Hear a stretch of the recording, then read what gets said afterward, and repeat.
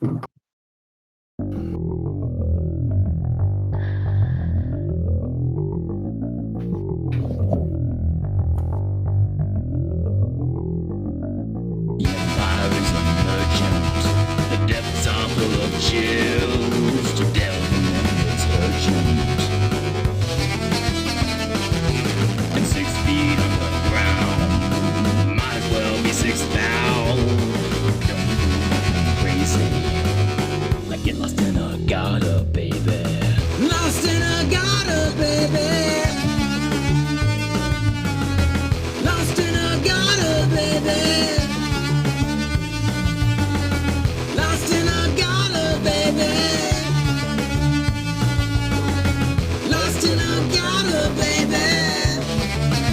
doesn't exist. They canceled it, and it's only Facebook and Discord, and I think it's only just Facebook at the moment. So that's some of my players talking. Hey, everybody. Welcome to Mr. Hobbs' Gamerhood, where we are always professional. I just realized could have muted us. I can't because I'm using the music that comes through the audio that comes through my desktop. All right. Hey, everybody. Welcome to the neighborhood. Oh, God. It's even the Gamerhood. I don't even have like a secret thing. So here we are. Tonight we are playing Old School Essentials, the North March Season 2. We got some of the same players. We got a new player. It's pretty much using this Welcome to Bettelbee Ridge from zine number 2 of the Hobbs and Friends zine collection. I just realized that I screwed something up. So why don't we meet the players and they can say something about their characters. But first, I see people are talking in the chat. We're going to have a February drawing. It'll be in the last Kalmata game of February. And all you have to do to get in the drawing is to talk in the chat on the Twitch. So we got Eric Thomas Hunt. You're in the drawing, buddy. And if you show up more than one stream, every time that you show up and chat, you get another entrance into the drawing for the February giveaway, which will be, since I already gave away, Aaron Coleman won the Eldritch Tales White Box by Joe Salvador and Raven God Games. It'll be your choice of either one of my zines, Zine 1, Zine 2, Zine 3, or this book, The Class Toolkit Compendium by Brad Ullman. Hey, you guys can check it out, but the blur won't let you see it anyway. So bad, so sad. Which is like a cool new character classes and new kits for low fantasy gaming. All right, Elmo, are you trying to get into this drawing? Is that what's going on here, buddy? Oh, sure. All right, hell yeah, man. Yeah, I'm going to show up there. I didn't in a know second. if we could be in it or just not. Hold on, man. Dude, when I just read that, I thought it said, "How is everyone dating?" And I was like, "What?" All right, so I did forget to add our pictures to the video where we should be talking and hanging out. So I'm just going to run it over to the tabletop, and you guys can introduce yourselves and your characters. Elliot, you look like you're really prepared. So why don't you go for it, man? All right. Well, I don't know what would give you that impression, but you're actually sitting there looking at the camera and not madly scribbling something or working on your computer. Oh, like Edwin is. Okay. Fair. Well, I am Elliot or Elmo. This is my first time playing on Thursday night with all of these guys. Played in a couple other games, Kalmata, and most recently the Lost Lakes on Tuesday night. I will be playing... What? You never played Kalmata. You played Lost in Agata. I played in... Oh, sorry, Lost in Agata. Yeah, that's what I meant. Agata. And then also White Sands. White Sands. Hell yeah, man. Yep. Yeah, so I'm playing Arnen, who is a Rornic cleric. So this is the first time I'll actually be playing a cleric in OSE, which is cool. So looking forward to that.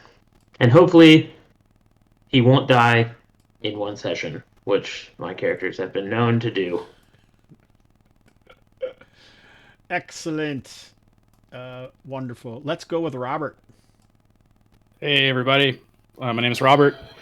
You might know me as Nolabert on social media. But I played in the first season of this game, and I am still sticking with my character, Avitus. He is a magic user that is now 2nd level, so I am pretty excited about that. We just rolled up a new spell. I think it's going to be a pretty good one. Really? Yeah. I can carry a bunch of stuff. For an hour or something. Hey, I'm not going to put down your excitement. Don't let me do that for sure.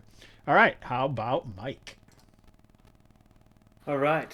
So I am the only one that died in the original game. So Character. playing- Only character that died. So no, I lost a part of my soul. It's gone. It was eaten by zombie rats, never to return. So no. Oh, man. That's horrible. So now I'm playing Tam, I don't want to say Chaldean, but I know I'm saying that right. Caldoran. Caldoran fighter, just freshly out of from a legionnaire, ex-legionnaire, and excited to swing the sword. So like many people in the gamerhood that actually play games with me, especially OSE, I think he's realized that the most survivable character is probably the fighter. Yep. But I don't know if that's true, because the cleric's That is pretty good. not true.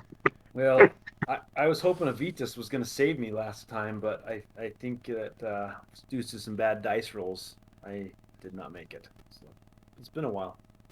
Hey, the real long shot. Welcome, buddy.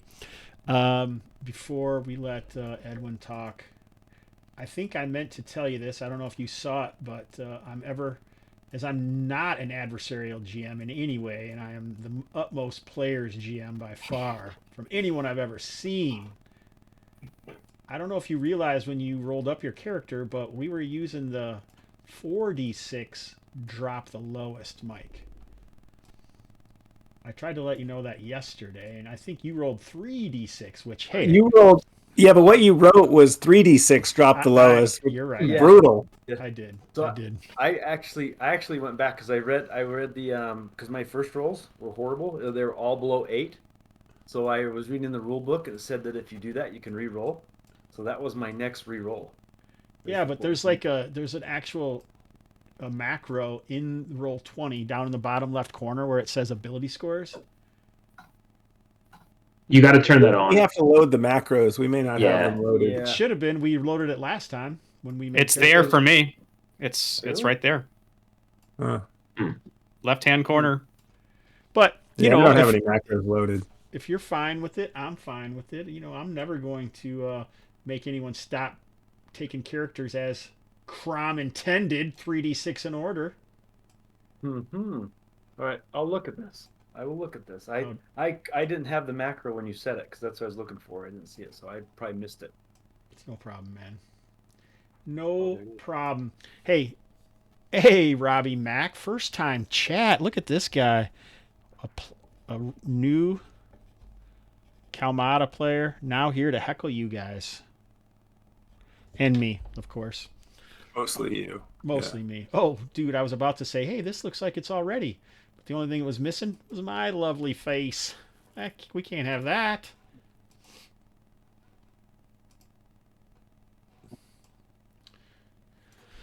Other than that, I almost had this thing tip-top, and we're going to move it over. Oh, but we can listen to Edwin and hear him talk about his character. That sounds like fun. Sure. So Dintivus is a 2nd level fighter. He was in the Caldoran Legion for 4 years on the northern frontier. And I guess it must have been, I don't know how much time jumping we're doing, but he had been freshly discharged from Fort Ads and went to Bettelbee Ridge to look for work, and then had a month or so of adventure before leaving his compatriots dead to the rats and coming back successfully, having rescued the daughter of a general or a noble or somebody important, somebody who had money to give out. And I think he's looking for his next paycheck. He's probably spent it already. I like it.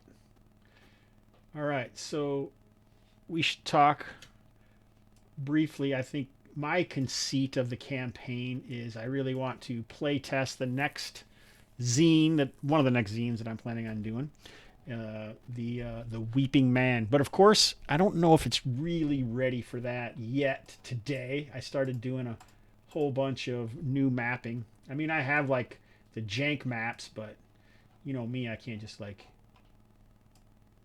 for whatever reason, I'm not good at just using those in this sort of situation. So, all right, let's transition over to this sweet ass looking thing here, where we can see everybody nice and big, and except for me, because like the thing's over my face. Other than that, you guys look pretty good. This is a good group. Way better than that Tuesday night group Elliot was in. Oh wait, Robert was in that group too, wasn't he? I think it just must be half Edwin. the group. I think it just must be Edwin and Mike filling this thing out. It's Edwin. We're all here because of Edwin. Oh goodness. All right. So this is. Did you re-roll? Are you going to re-roll? Do you need any help, Mike? Do we need to go through any of that, or are you good? I'm good. I think that's all right. All right, the real long shot. Let me put him in. Oh, N321. That must be Edwin. All right, nice. Okay, so you're happy, or did you hit the button? Are you going to re-roll, or just take what you got? So, no, I think I'm good unless you guys want me to re-roll, because it's. I more than happily have you be the second fiddle. I'm happy to be a better fighter than you with higher stats. I mean, yeah, because that's funny. I don't even know if it's true, but Yeah, they looked pretty rough. They do look really rough. But they were pretty bad. Yeah, that was after my second roll. If you go up in the thing, you see that I rolled like 2 different times. So, but yeah. So did Aifos die in the caves? He did, yeah. Remember the zombie rats? Yeah, I remember that. I mean, I thought we all escaped, but I guess I'm misremembering that. So anyone who doesn't remember, go find North March, episode 5, and we can see Mike's first character death ever in a D&D game, right, Mike? Yeah. He didn't talk to me for almost a year. That's why it took that long for this game to start up. But I kept my Patreon account going though. So. That's right. So that's all that really matters, right? Oh my, that's a good one. You son of a. All right, that's a good one. All right, so fortunately, my as many of you watchers and later watchers know, my hard drive melted, and that's where I had all my notes for the last campaign. Good thing we had it preserved on video, which is one of the reasons I do it, not just for your enjoyment, but for posterity's sake. Of course, I didn't watch any of those videos before this game because we didn't need to, because Edwin took fantastic notes, so we knew what happened last game. We have 2 surviving characters. Like they mentioned, I gave a bonus of 2,000 XP. In 5 sessions previously, you guys had like 500 XP. That was it or something, it looked like, right? Like 1,400. 1,400? Yeah. Still not too much. But I wanted to... I was pretty sure we were only going to have 4-player characters, so... I wanted to add some survivability and give some of you guys some extra hit points. I thought it would be fun to have a 2nd level wizard. And I thought, what the hell? We'll just get some 2nd level characters in there.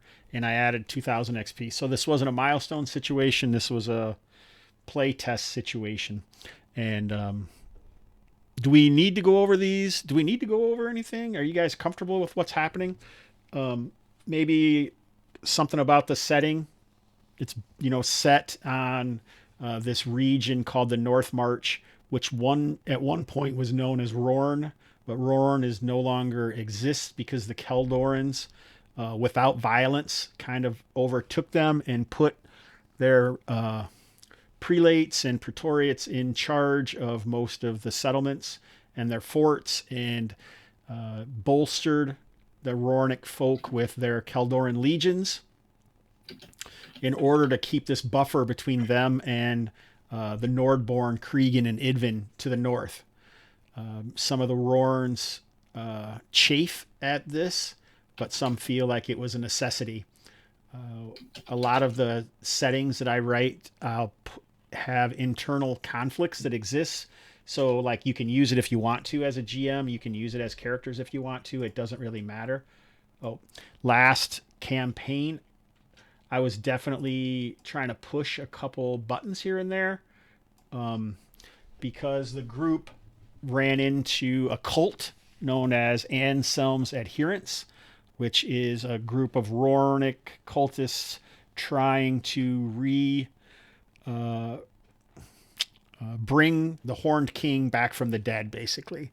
Does that sound familiar to Robert and Edwin and Mike, I guess? Yeah. Yeah. Since you guys were all ex-Caldoran legionnaires, if not necessarily Caldoran, you surprised me and went along. We were like, no, we're totally against those guys. We're here for Keldor. Long live the Legion. So I thought that was pretty cool.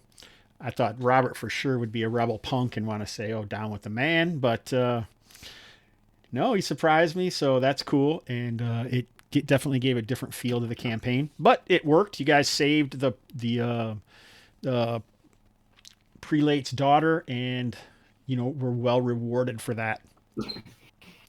So I do have a map that I'll show off, because that's what I like to do, is spend a lot of time making maps and then showing them off. Let's go to the tabletop and check it out. So this is a hex map. It's a 1 mile hex map of the area. So That's pretty nice. hey, thanks, man. This is made with Roll20 assets. So the ridge is here where we have the donkey. This is where the party is hanging out, and some known areas for the group. This is Fort Ads. This is where Dintivus spent a lot of his time, right? This basically protects the cut, which is known as this pass here. That is an area where Northmen or Nordborn once stormed into Rorn, or the North March. So that's basically what it's for. And is now, once was a Rornic fort, but now has been repurposed and is controlled by Caldoran, which would also include Rornic people, but in the Caldoran Legion, basically. This is the ridge. This is Brandyboro, which is basically just a town that consists mostly of an inn. That's it, the Brandyboro Inn. This is the main road that leads east to west across the North March, basically, and goes from one coast to the other, and is on the northern reaches of Keldor. So there is some trade that passes this way, but this road is considered fairly dangerous because you can see it's a pretty rough-looking area. I think you guys had some experience with the Mizzlemore, which is kind of a caustic highland moor that has kind of a yellowish haze that covers it, presumably from underground pits that fume up acid and such. So only very specific or particular species of flora and fauna can survive in the Mizzlemore. And another thing marked here on the map is the Weeping Man, about 12 miles. So these must be 2 mile hexes. There you go. 2 mile hexes this map is, like I said when I first started talking about it. You guys are frozen. I should probably make it so you guys can see. All right. 2 mile hexes. And the Weeping Man is a location that a lot of pilgrims have gone to because a formation on a cliff face almost looks like a man, and water passes around it that makes it look like the eyes are crying. And there's a pool that is on a particular ledge near this thing. And some people feel it has holy significance in some religion or another and bathe in it, like pregnant women often like to bathe in it to bless their unborn babes. All right. What do you guys think? Sound awesome? Yeah, didn't we go to the Weeping Man before? Or Nope. did we talk about it? We talked about it a lot, and I think we were about to go there for our next session. I feel like that was next on our list, was to go to the Weeping Man. Yeah, it was. We went in the cave. We talked about, we went in the cave instead of going to the Weeping Man. But yeah. Yep. Yep, because Gala wanted to go into the Weeping Man. Yep. Yeah, she wanted to go there. Yep. So I think you guys, the existing characters, have been, hanging out for a little while, taking a break from the loss from their friend, because I think there was some connection there between Avitus and Aifos. Mm-hmm. And I could see maybe, there was some sort of service that was held. And in that period of time, Tam and Earnen have arrived in Bettelbee Ridge. So I have a few maps of Bettelbee Ridge. As you guys could see, this was the splash page of the zine. My brother did a lot of the writing. I did most of the editing, and my cousin Hawk did much of the art. So it's sort of a family affair here. And you could do a promotion here. I don't know if you know. Do you know that your zines are on sale right now at Goodman Games? No. So yeah, they're doing like a zine sale during February, so it's 10% off. Yeah, I don't make any more because they bought them from me, but you guys should go get them from there. Otherwise, check my affiliate link if you want the PDF from Drive-Thru. So, but thank you for that, and you should definitely go check them out. They're not colored like the ones that you would get from me are, but they're just white, but they are made out of a little better paper. I think I had them made. So this is the original. This is the map that you'll find by Matt Jackson that is in Bettelbee Ridge, which is a decent, it's a good map, right? Yeah, it's cool. Edwin, what do you think? I was just, it's a good map. I was just saddened seeing Aifos down there ready to go in to his final reward. I think this is us carrying his body into the... We gotta move Dirtless over here too, because he is and Colson. Yeah. Yeah, so this is one of the maps here of Bettelbee Ridge that you can find in the zine. I also did this map for the campaign. Yeah. Zoom out. There we go. Oh yeah, look at all those notes. Yeah, there you go. So there's an artist rendition of the map by yours truly. And last but not least, Hawk did another map when we were talking about preparing to draw Zadabad. And is this it? Nope, that's not it. Zadabad. Here it I is. haven't heard Zadabad named in a while. Here we go.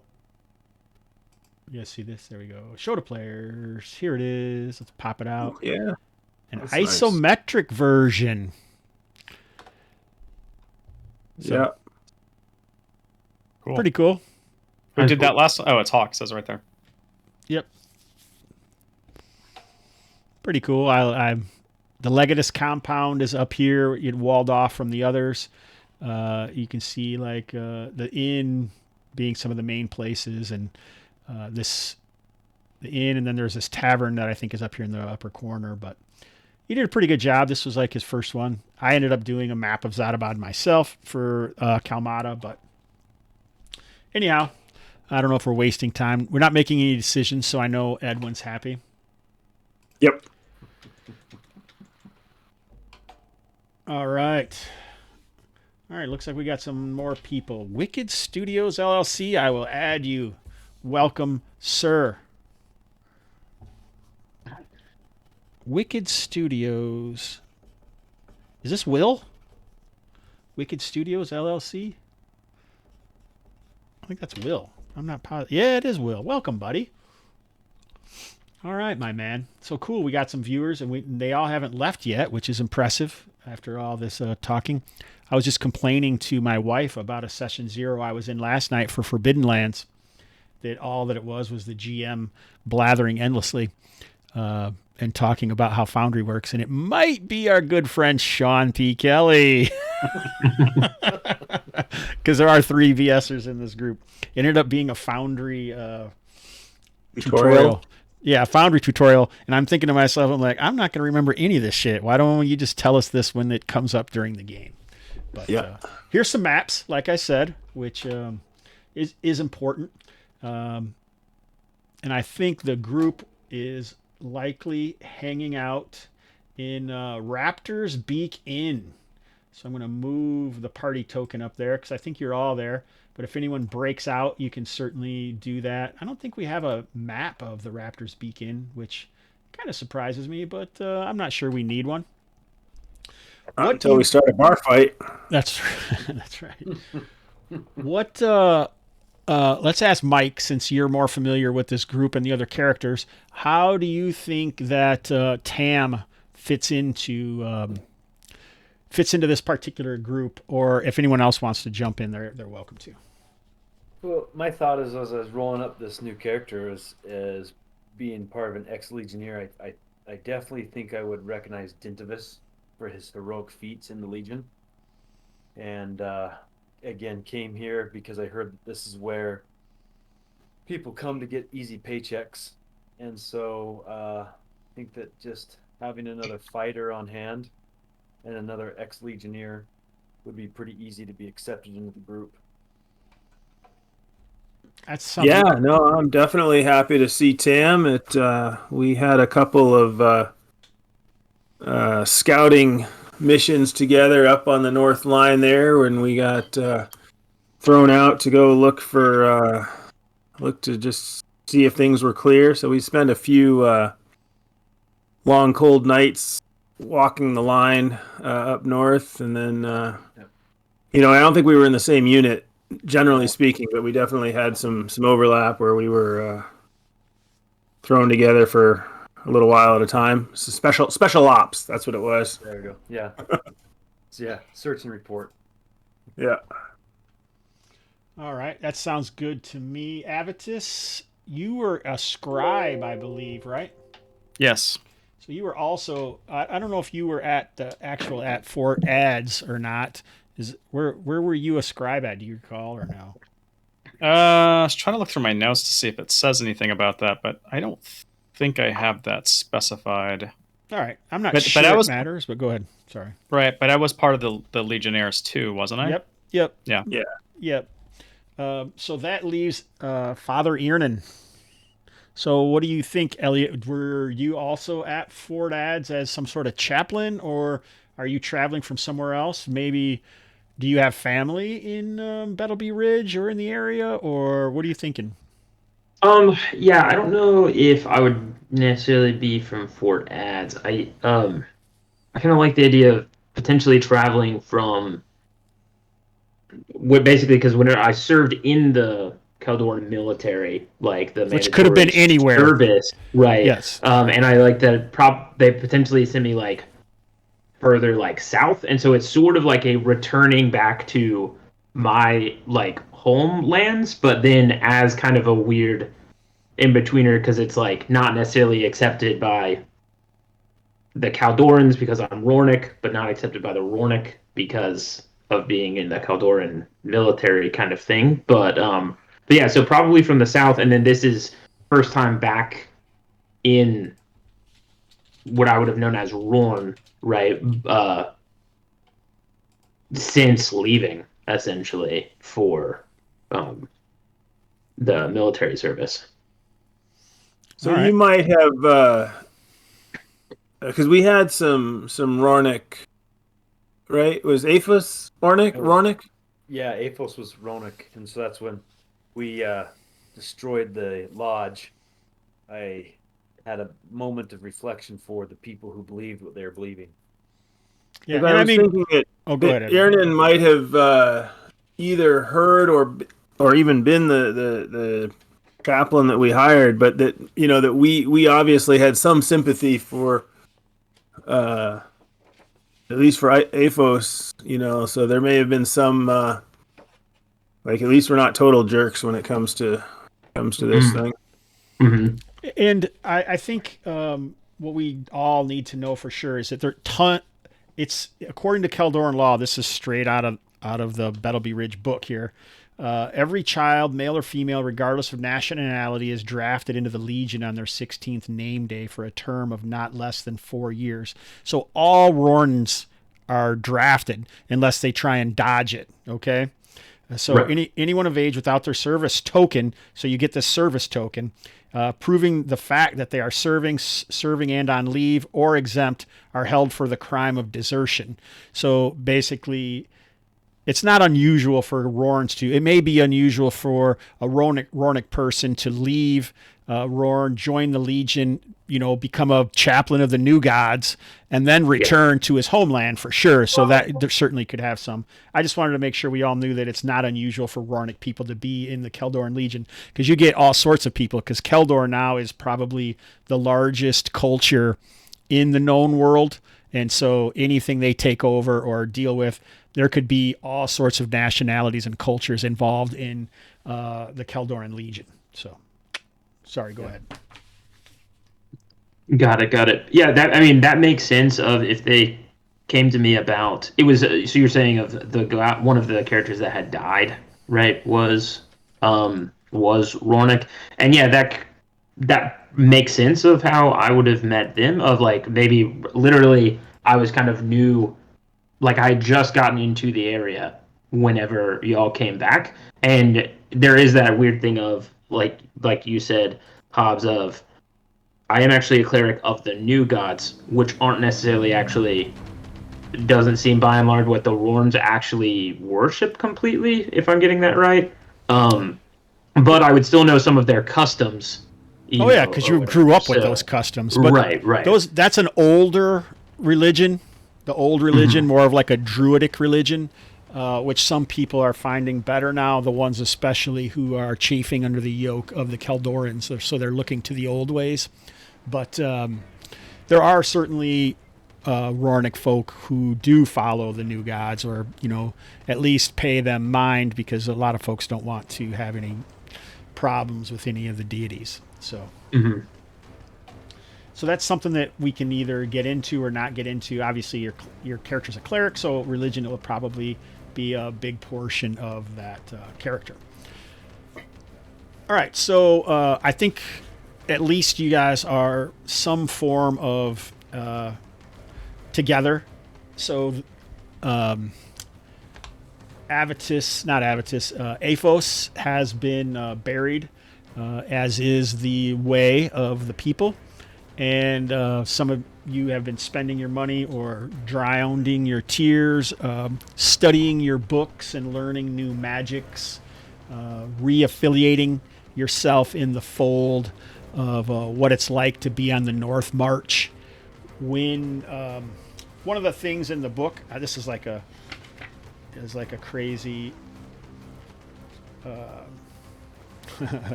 There's stuff in here. There's like a random encounter table, a 2d20 table, which you don't see a lot of 2d20 tables, I don't think. But one of them was a rumor. There's rumors here, and I think you guys might have heard of this before, but there are some Kemeshite masons in town, the Iddens, and they had been complaining and talking around town that there is an issue at one of their quarries, and so they're looking for people. They'd asked the legatus already, but as is the norm, there are few men to deal with private issues. So if there were people who would be interested or willing to assist, they would be well paid. Who's that again? Sorry, I missed the name. Let me find a place that I can write it for you. I could just guess. Oh, I get it. What's that? Sorry. Someone write it? Well, no, I just say if you want to just, yeah, either way, write it down in the chat or whatever.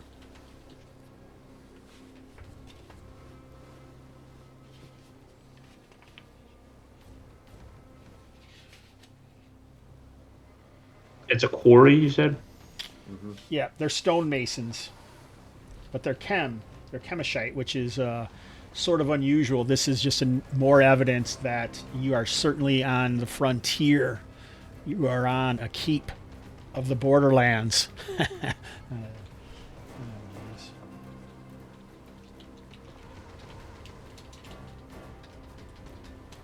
I mean, if there's money to be had, I'm definitely getting low. Yeah. Yeah, the last job we had, they prepaid.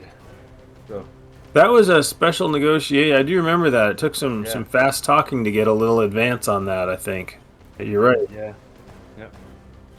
Yeah, that wasn't bad. Although then we kind of felt like we had to do the job, Yep. which isn't bad either, I guess. I don't know.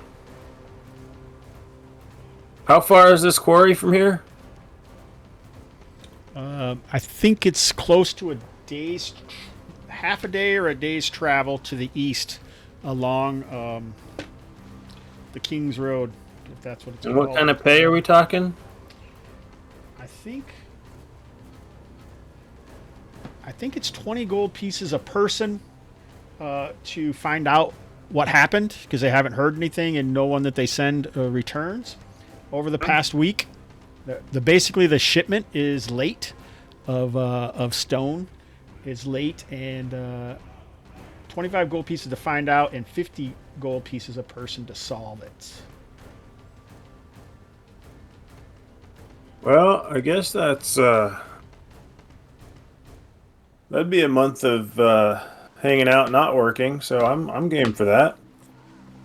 Indeed, the travel up from the south has definitely wiped out all of the money I had saved. So, And can they tell us anything more about this quarry? It's just a quarry. They've been using it for about 6 years, and so far it's been serving them well. It's one of a few that they have in the area, but it hasn't, like I say, basically the cart of stone has not shown up like it's supposed to this month, and they want to know Is it what's supposed going on. Is it How supposed to many come here days? to the ridge? Yep. how many days past due is it? It's about a week past, and they did send another group over there that they had hired, but certainly they're not as capable as you all.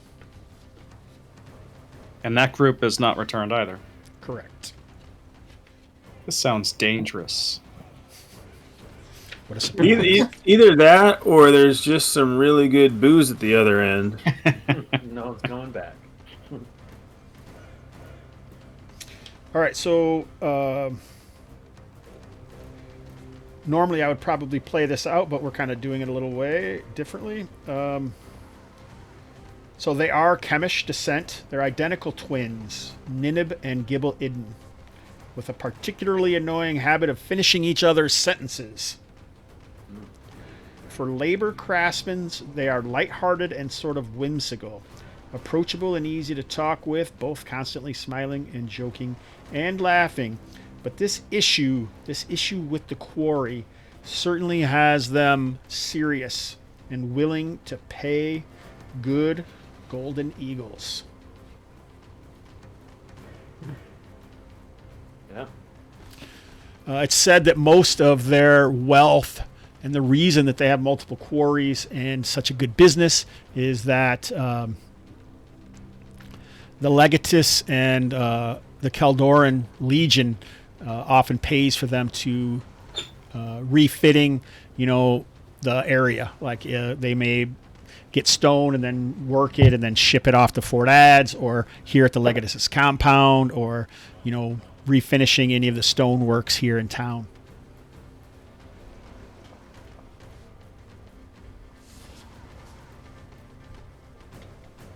I'm out of gold. I've only got a little bit. I don't know if I could afford to spend another night in town. I say we go make some money. See you, Robbie Mac. Thanks for stopping in. You said it was a 2-day trip, right?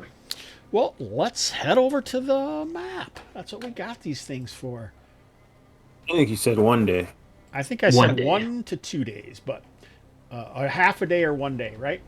So this is a 2 map, and they say it's about halfway between here and the corner for Fort Ads. So I mean, presumably they know in pretty well detail. Like they can give us good directions, I assume. it's like It's right on the road, right? pretty much right on the road, yeah. So it looks like it's about 12 miles on a road. So here we'll go. We'll jump into our OSE books and see how long it takes me to find the travel. It's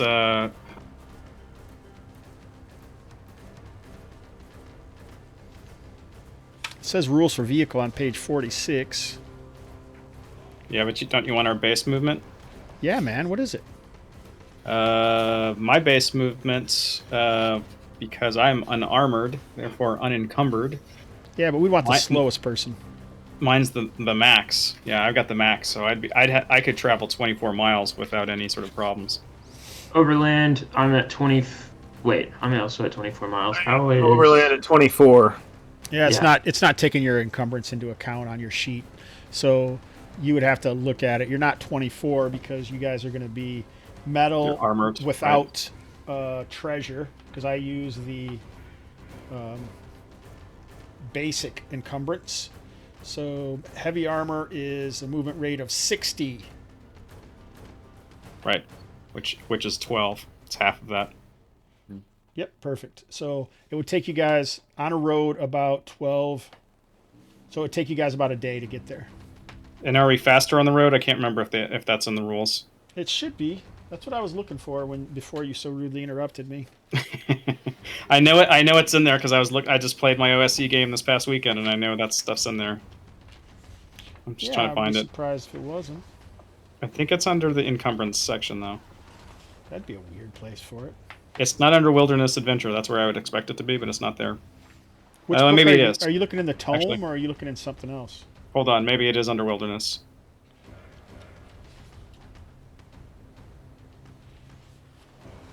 I might not have it if it's in the referee stuff. No. Terrain modifiers.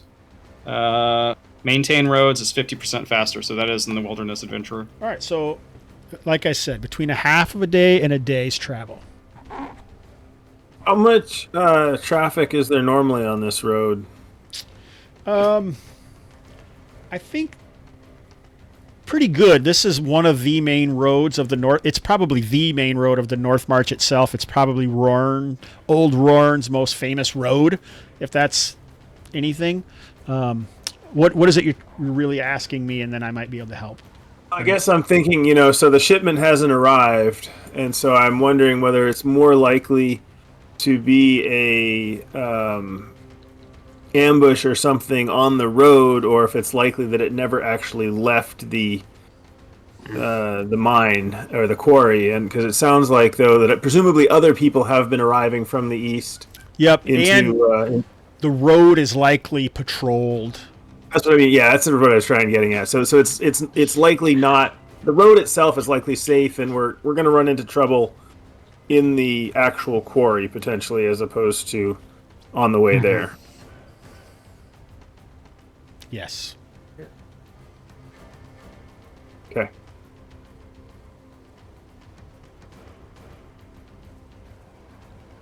And these guys are wealthy, you said, right? That is the rumor round town. Right. So I'd talk to my companions and I'd say, I don't know about 20, huh? We could maybe talk them up to 25, 30, but just to go out there. Like I say, it's unusual. Usually the Kem are considered the landless.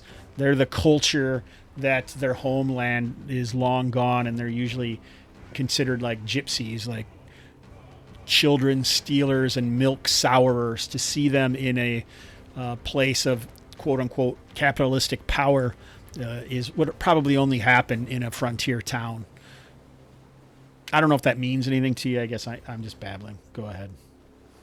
I think you were successful in, in getting us paid a little more and a little earlier last time. So if you think you can do that, I'm all game. Well, I will go to Ninib and Gibble. Am I saying that right?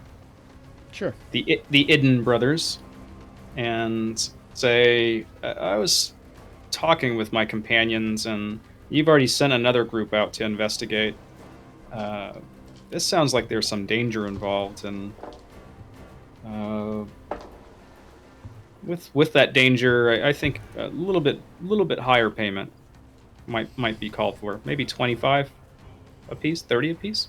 I thought I said 25 and then 50. 20 and 50. 50. 20. 20 and 50? Okay.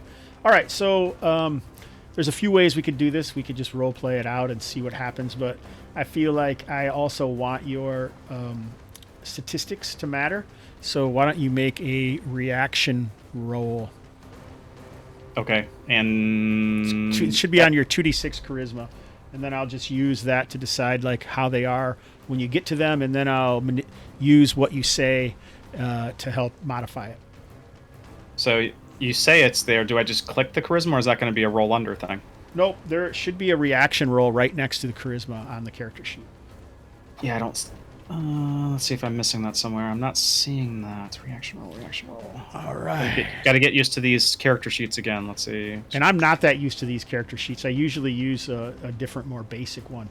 Yeah, I think you're thinking of the basic one that had the reaction roll next to the charisma. Oh, you don't think this has it? I don't think this one does. I don't see it.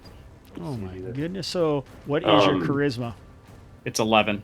All right, so I don't that's think I get average. It's if you go to retainers, then it's NPC reaction. Okay. So I will click that.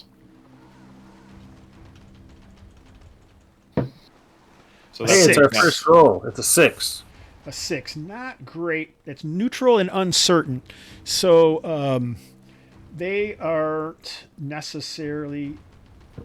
They're rather intelligent, though. They wouldn't have gotten where they are without that unless they were super lucky. It seems like one of them says, "Oh, I understand. You want," and the other one finishes, "more money." I see. It could You don't have to be be... that intelligent to figure that out. It could be dangerous, the other finishes.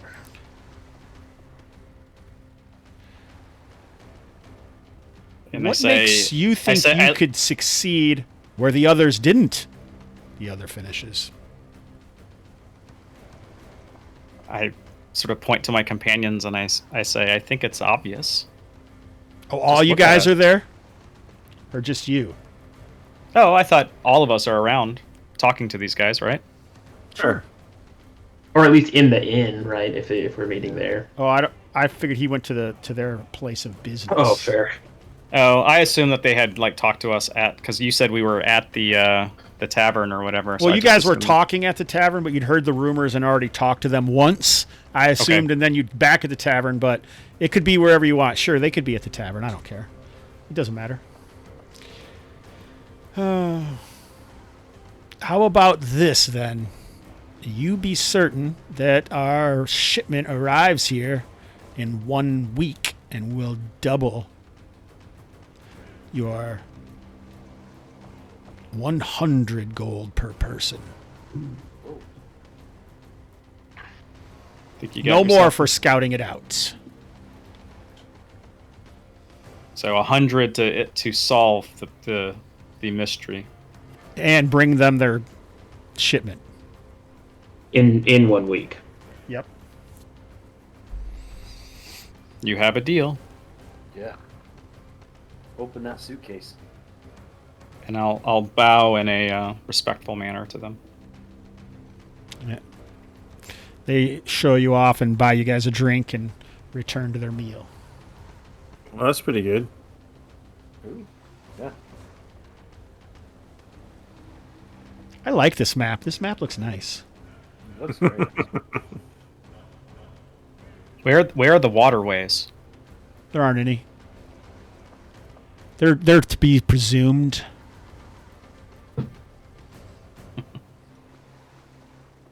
So always someone asking questions, aren't there?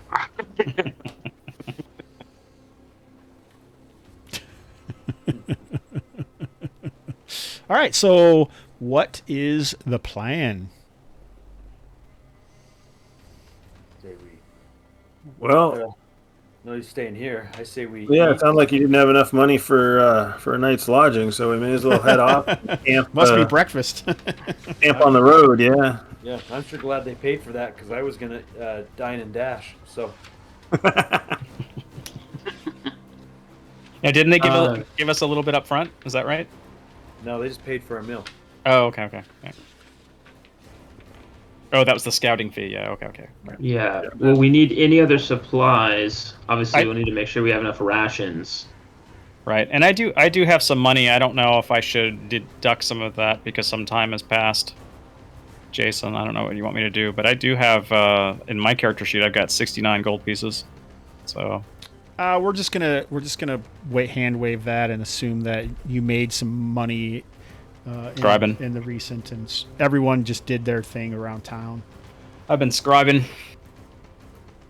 so I can like pay our way, make sure that the martial companions here recognize that, keep me well protected. Gotcha. Yeah, I'm apparently not quite as broke as I let on, but I'm broke enough. Oh, I thought you were just gonna throw all that out since you wanted to be broke. I wasn't sure. Yeah, no, I'm happy to be broke. I'm always broke. It's broke as a state of mind. So did we want to stay here for overnight? I don't know what time of day it is, and leave in the morning, or... Just bought us a drink, so let's say it's midday, and no, I'd rather go. I'd rather go sleep on the side of the road than spend another night here. It's getting stale in here. I agree. I say if we've got a job, let's get started. Yes, a good night to rest on the lovely Rornick countryside would do us all good. Okay.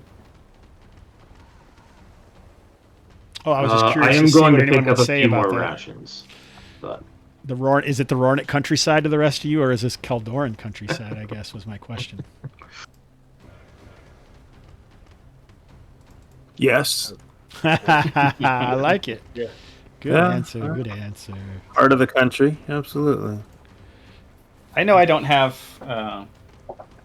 do we need anything like bed rolls or anything? I know I don't have anything like that in my equipment. Nah. I don't know if that's something you care about. No. Okay. And have It rations. should be, but I don't. Right. Water skin. Okay, so... Yeah. I do need some more rations, though, I think, because I've only got 3.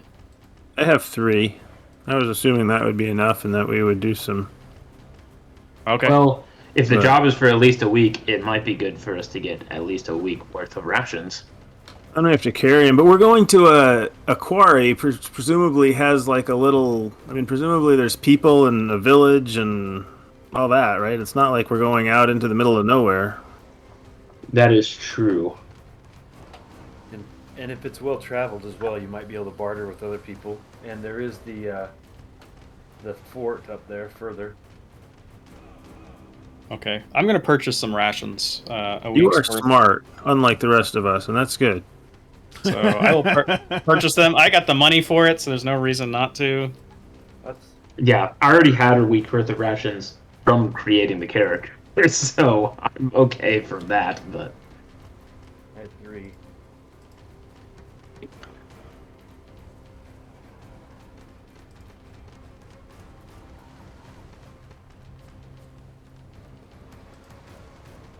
Water,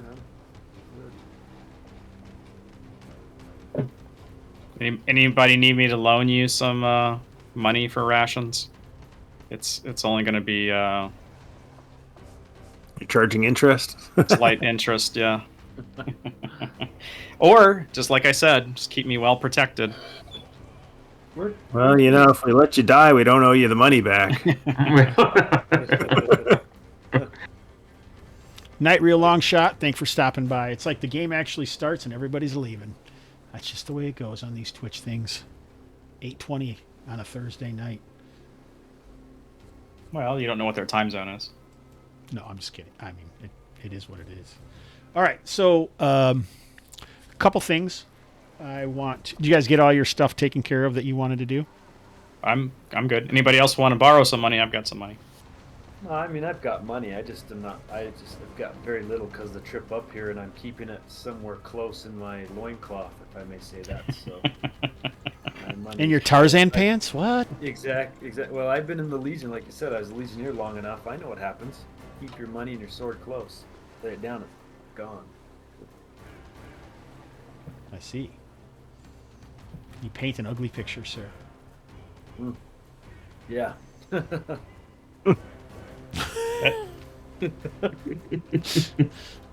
feel like everyone's getting tired. We're laughing, like kind of at funny things. We're like, Yeah, I was gonna say it could just be extra armor. Yeah. All right. That's right. I'm keeping things safe. Good. Anytime you pay for something, people are like, "That coin is particularly warm." What is this detritus on here? Just tell him it's Khalifa's blessing. Oh my goodness. That sounds horrible. That's for the people watching on Twitch. They need a little bit of humor. Yeah.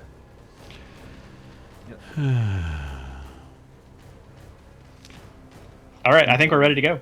Yeah. All righty. I was looking for... Oh, this is perfect. Never mind, we don't go. Yeah, I think we should actually go down to Randy Burr and see what that inn down there is like. You guys all just want to see me pull out my coin purse. You guys. I'm just reacting to the GM saying this is perfect. Yep. This Exactly. is perfect. All right, let's roll some dice and see what happens. 6 every 3. Okay. Oh, that means just you. Okay. Every 3 hexes, so that's We already had our die roll for the evening. perfect.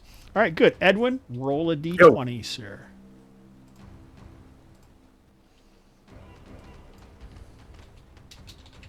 How about a 19? That sounds really good. That's a number.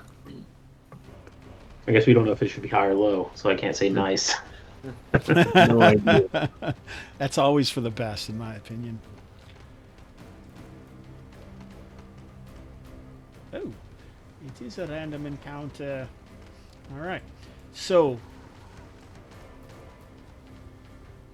we figured out that you were half the day's over, but you can do 18. So, at about 9 miles. So, I'll move you guys up here along. You're trying to set up camp. You figure you only have maybe 4 to 5 miles left as the sun, the shadows grow longer along the hills to the south, which I have names for all these, but I couldn't find that. That's one of the things I was looking for. As you guys are traipsing up the road, and you happen to see when at a normal, like, you guys are used to seeing these little campfires that people set off, within 10 or 20 feet of the road, for the people who aren't hiding anything, of course. And you haven't seen anything unusual on this afternoon travel along the King. It's not really the King's Road. I think it's the Emperor's Road, maybe, or the Praetoriate's Road. Maybe it was called something else, during the Rornic King's days, but not since the Keldoran occupation. And you see a likely campsite, but as you're approaching, you see a man stumble out of the hills to the south, and he looks wounded.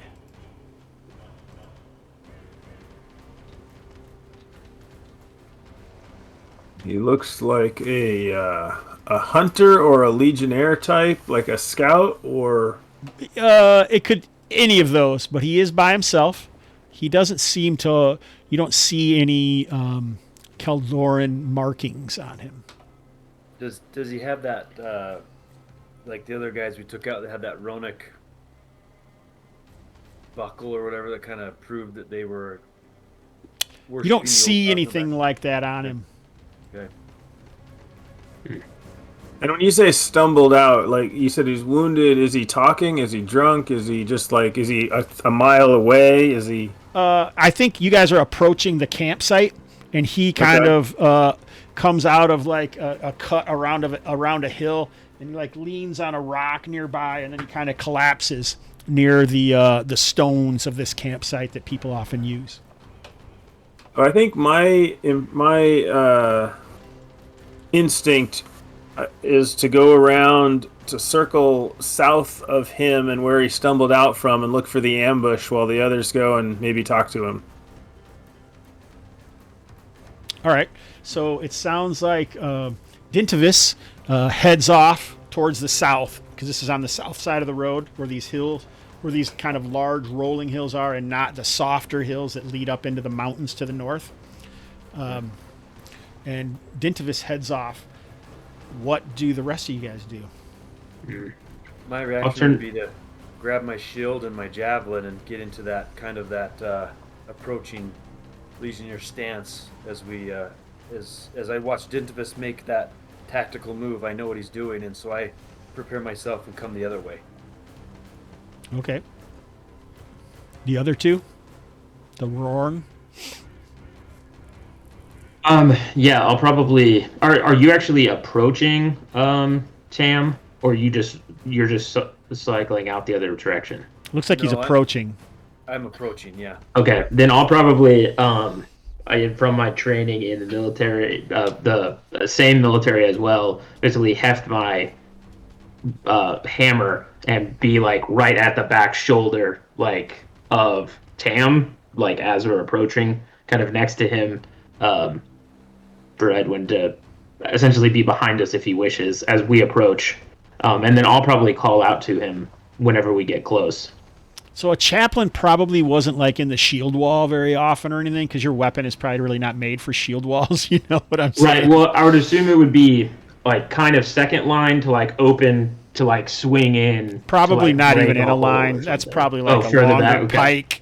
So you're more of you've probably been trained as a skirmisher or something, but I don't see you in the legionaries. You're more of like I say, a skirmish line or something like that. If you had to fight, they might have tossed you in with the archers to help protect them, or you'd obviously fight if something happened, but you don't have a shield, so you can't really be shield walling anybody. But right.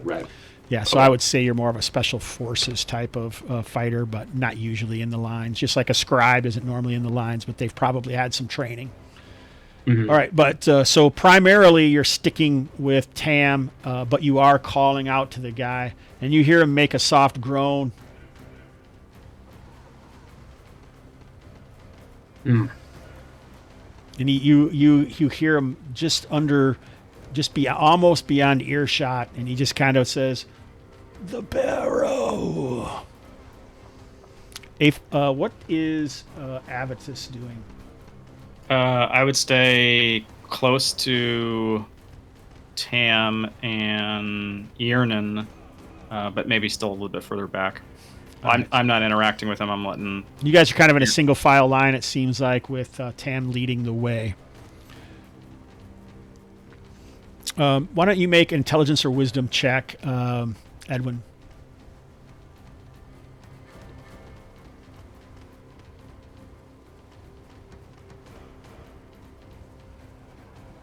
Yes. Did you make it? So, as usual here at the channel, we do the Price is Wrong, bitch. What are you trying to get to? I was 7 under 12. So 12. So you want to get as high as you can without going over. That's the deal. So 12 is what you don't want to go over. So that's a pretty good roll. This is better than a 1 or anything below a 7 is what I'm trying to say. All right. So when you come around the corner of the hill, you don't really see anything. It is dusk, so lighting isn't the greatest. But all you can kind of see offhand is bloody footprints of this guy coming from farther south, heading north towards the road. So I will find a little bit of a hillock or something and just try to look as far south as I can, back the way it looks like he was coming from, to see if I see anything. Okay. All right. So that's going to take you some time, and you're going to be involved. What do you do when you hear this guy kind of barely bellow out with maybe his last breath, Earnen? Yeah, hearing that, he is pretty weak. and knowing that Tam will follow up, I will break and like kind of run ahead closer to him to see if I can help him, or at least talk to him before he actually expires, if he is that dire. He does look like he's in bad shape. He certainly has some Nordborn blood in him. But his wounds look fairly grievous. He looks like he has some leather armor that is pretty rent up, and like his quiver was ripped off of him, but he still carries his longbow. Is it obvious to what like type of wound it is at a glance? It looks probably like some sort of creature. Or someone using like some sort of creature's claws as a weapon or something. Gotcha. So it's like multiple scratch wounds from like one Parallel. direction and then like another direction. Yeah. Exactly. You can make a wisdom or an intelligence check as well. Okay. What attacked you? What direction is the barrow? I'm rolling one. What do you guys? An 8. All right, yeah. So what's your wisdom? 13. 13. Nice. So another good roll.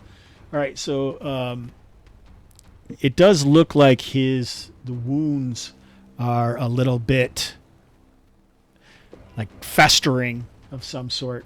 So you know that he needs some help. You're not sure if it's poison or gangrene that has gone in here, but there's definitely something that's happened to this guy. And it looks like he basically isn't dead, but he's dying for sure. But you said he is wearing garb of Nords, right? No, it was more like he's got his beard is in braids and just he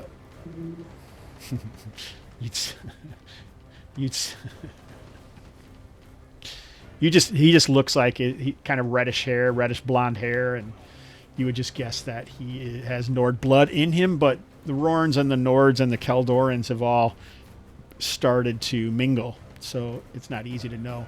He doesn't seem like he has any legionnaire clothing or anything like that, though. While he's checking out, I'd be yelling for Dintivus. What have you found? What do you see? What's Avitus doing? I'm just still hanging back. I will, just out of nervousness, keep an eye around us for anything else emerging. I'll look behind us too. All right, I think you've gained some height, but the guy looks like he had been pretty beat up. I don't think you're going to see anything immediate to the south, so more than likely it's farther away or more hidden into this than that. Yeah, so I will. I'll come back to the campsite. I'll probably, if the shouting or whatever, I'll give a little, no danger whistle, and then come back into camp. Caw.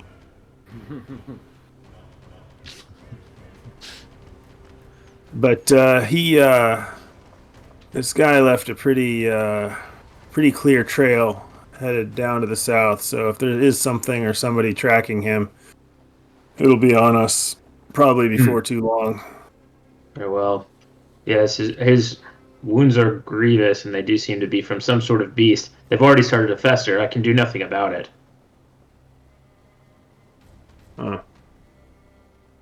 Dintivus has a slight concern about a cleric that can do nothing about a... I would too. I never said you couldn't do anything about it. I just said that they look festering. I thought implying that it was already poisoned, because I don't have that. That is a separate spell. Well, something has affected him, but like always in an old school game, 95% of the answers are not going to be found on your character sheet. No, sure, but I mean, there is literally cure disease as a spell. That's why I did. That's why I assumed that you were saying it was already diseased. Like herbalism and do some other. All I'm trying to say is that the wounds look like something beyond just like a clean wound. Okay, They haven't been treated yet. They haven't been anything. Yeah. I thought you were saying that he was diseased, and that's what I was saying. I know for a fact that cure disease is a spell, which I do not have. So yeah, then then I would be looking to try to see if I could heal, like take care of his wounds at least to stop the festering. I'm not going to use magic yet. So do you think you were a chaplain? I don't really, or were you a combat medic or more of a chaplain? I think I was probably a combat medic, as like out in the actual field, because rationalizing. I think I was actually like in the field and actually got injured as part of my discharge too. Oh God! So out in the actual field protecting. Did you? You didn't happen to watch the Lost Lake campaign, did you, Mike? Oh my God! No. We don't need to talk about that incident. That was so stupid. Yeah, but did you just hear what he said about that jellyfish? I read it. I just read it. Yeah, well, yeah. So hey, I mean, there is precedent. There. That's what they taught us in basics. So I mean, Legionnaires, we're just really good at getting rid of athlete's foot. So. Oh God. All right. So, are you going to try and heal this guy if possible, or what? Yes. Yeah. I will look after his wounds then to try to heal him as best I can. All right. So it's going to be touch and go over the night. It looks like he's probably been with these wounds for most of the day. And you can see, like blood's dripping down off of him around his boot. So he's lost quite a bit of blood. But sure, willpower got him here. And you can do your best for him and hopefully, clean the wounds, heat up some water, give it to him, maybe put like a natural poultice on it or whatever. Cut out the nastiness. Sorry, go ahead. Yeah, and speaking of that, I don't know if we would still have these, but I have in my gear healing poultice. I don't remember where we got that from. The witch? The witch, I think, right? You're the witch. Yep. I have a healing poultice, and it looks like I no longer have Legionnaire's bandage. It looks like I used up my last one. But Nice. but it does say it takes 1 hour to take effect, so I don't know. I wasn't sure if this guy is Oh, it can be used such a once bad. per day. That's pretty cool. Only once per day, so you can't do 2 healing poultices in Oh, one it's per day. person, right? The healing poultice only gets used once, but a person can only take advantage of a healing poultice once per day. Yeah. What's the Legionnaire's bandages? I don't even remember that. 1d3 out of combat. And what's the difference between that and the healing poultice? I think the healing 1d5. poultice takes an hour. That's 1d5. Oh, okay. Nice. It takes 1 hour to take effect. I just wasn't sure if this guy could survive an hour, so. Well, with his medical skills, it seems like, and if you use one of these, you could probably have some of these if you want. How much do these things cost you guys remember? No, I don't remember. 50 or I thought- something. I don't remember, but I think she gave them to us. The- no. But the Legionnaire's bandage we bought, and I don't remember what they cost. Yeah, we had to Someone go should and write this buy stuff them. down, probably. Probably recorded somewhere on a video or something. It might Hold be. on, we'll pause and let's watch all of Yeah, the let's previous rerun videos. all of the previous videos. I'm Let's- fast forward. Let's do a watch party. So is this guy pretty well out of it? Yes, he's unconscious at this point. Oh, good. Okay, well, I'm going to search him then and see if he has any information about any clues about where he was, if he's carrying some paper or if he's got some religious artifacts on him or any sort of stuff on him other than, just weapons and food. All right, this seems like a good thing to do. So Yeah, and I'm going to set up the first watch for the night. I'll go kind of stand by the way he came down. Okay. Cool. So let's dip over to the OSE SRD. Treasure by type. Unfortunately, this isn't what I'm looking for. The treasure generator is awesome, but if you don't know what type anything is or what it means, there is also Red herring generator. red herring generator. Yeah, let's see if we can take up this week with all these red herrings. That'd be a nice random table. Type T. Let's go. You find a note that is only the last 3 words, and it says, what does it say? From the cave. All right, so he actually has quite a few. He has more money than you might expect an old hunter in the North March to have.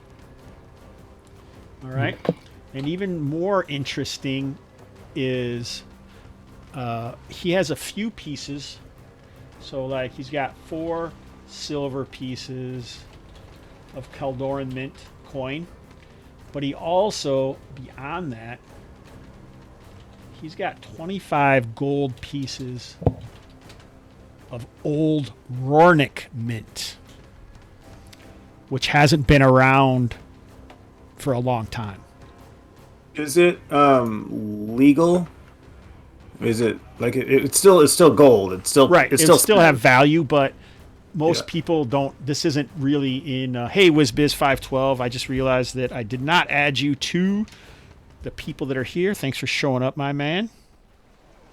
And he said barrow. He did. So it's possible, for example, that he was looting some barrows and pulled out 25 gold of old Rornick money out of the. I mean, yeah, that's the only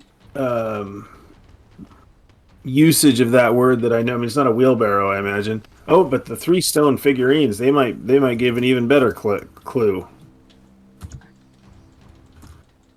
to some death. This is something that Earnen, I'll show Earnen the figurines and say, hey, you recognize these? Is this anything to do with some local burial grounds from, this part of the country?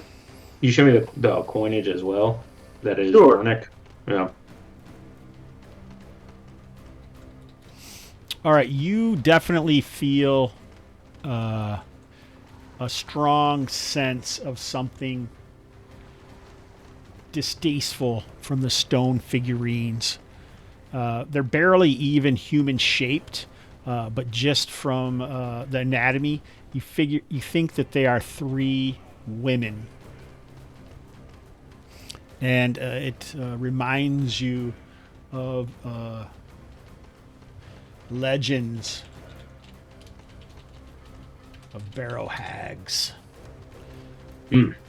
The Witches 3, often depicted by stone figurines that lurk in the barrows of the ancient horned king and his disciples. So isn't the hag there, the witch that we saw, she wasn't a barrow hag, but all the people we killed in the lodge, that's the same people they were worshiping, weren't they?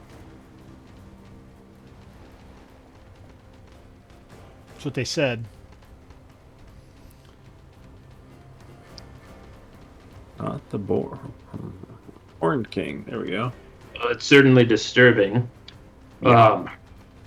It does seem, I would guess as best as you did, that he is probably a thief and found something that I'm sure he would now regret. Yeah. Well, I suppose If he unearthed something, we might need to look into it, though. right, but not until after we figure out this thing at the quarry. But I'm wondering where he would have come from. We might carry on as far as Fort Adds after we hit the quarry and see if they recognize. If we describe him, if he left from Fort Adds. Obviously, he wasn't leaving from the ridge because we would have seen him. So he must come through Fort Adds or be a real wilderness guy. That is true. Here. Yeah. I mean, in the state he's in, how does it look like was I able to clean most of the wounds? I mean, like, is he essentially just in... He's just unconscious. Passed out, yeah. So you give him a 33% chance of surviving the night. Is this a 1 or a 2 or a 5 or a 6? 1 or a 2. Okay. How much food does he have on him? How much what? Food. 3 days. So knowing this though about the figurines and everything, I do wonder if I should use some blessing to make sure to improve his chances rather than giving him entirely to Grom at this point, basically, and letting his chances be as they are. Certainly be unpleasant if he died and then came back to haunt us. Well, that is true. You can also tell us more about what That's more what I was thinking, is that, yeah, if we need him up and moving faster. I have some water that was blessed by a priest, if you think that would be of any use in a situation like this. I don't have much. I just have a very small vial of it.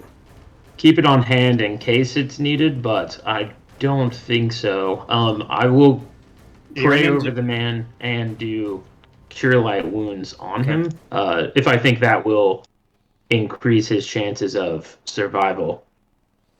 Well, I mean, you are calling on, like, you don't have to pick one of the gods that you are more important than the other. You could just pick the 7, all of them, right? The new gods. Right. Yeah. So I didn't know if you, like, if in this situation, who would you call on? So in this situation, I'm probably speaking to Grom. Essentially, I would see it as speaking to Grom on his behalf instead of letting the natural progression, because Grom is the god of the dead, right? As well as other things. And it's Grom, by the way. Grom, I'm sorry.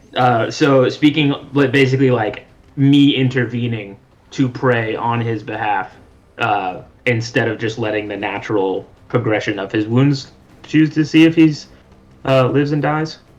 Okay, nice. I like it. So why don't you go ahead and roll and see how many hit points you do.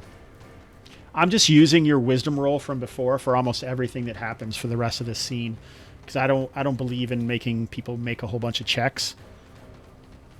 Gotcha. And while he's doing that, can I check out those stone figurines? For sure. In my view, they don't appear to be like imbued with some sort of magic, do they? So I like to think that wizards, beyond most, have an affinity for the mystic and the weird. So I don't know if we did this in season 1, but in season 2, what do you think Avitus, how would he know? Like, some people, maybe their hair on their arms stands on end, or their necks, or maybe they smell a certain odor, or maybe, they just get like a chill down their spine when they're around magic. What do you think Avitus gets? I do think something like a feeling. Why is everyone laughing like he gets a hard on?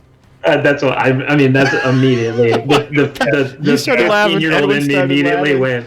He gets just rock hard whenever there's magic nearby. That's Because we're 8. I would prefer the term turgid or too messy in this situation, or both. There's magic and then there's magic, but this is the first type of magic, I think. So if there's like any the there. very first time. so I think Avitus would just have some sort of feeling that would sort of tell him that that's there, and no, not what you're thinking. I'm thinking, what sort of feeling? That's the question. What is the feeling? Come on, man. I don't think it needs to be something like. There has to be. There doesn't have to be a physical manifestation. No. I think it's physical, but I don't think it has to be like. You're like mentioning things that almost seem like frightening, and I don't think it would be frightening. It wouldn't be like a chill like a necessarily. Warmth? Yeah, I think it'd be more like a warmth. All right, in a pit of his stomach, or his oblongata, or where does he get this warmth? Is this too many? Is this too hard? You can think about it. Maybe we'll find out in session 2 of the North March. Okay, I'll think about it some more. All right, nice. So you definitely feel you have your warmth, but it is tinged with chaos, you think. Okay.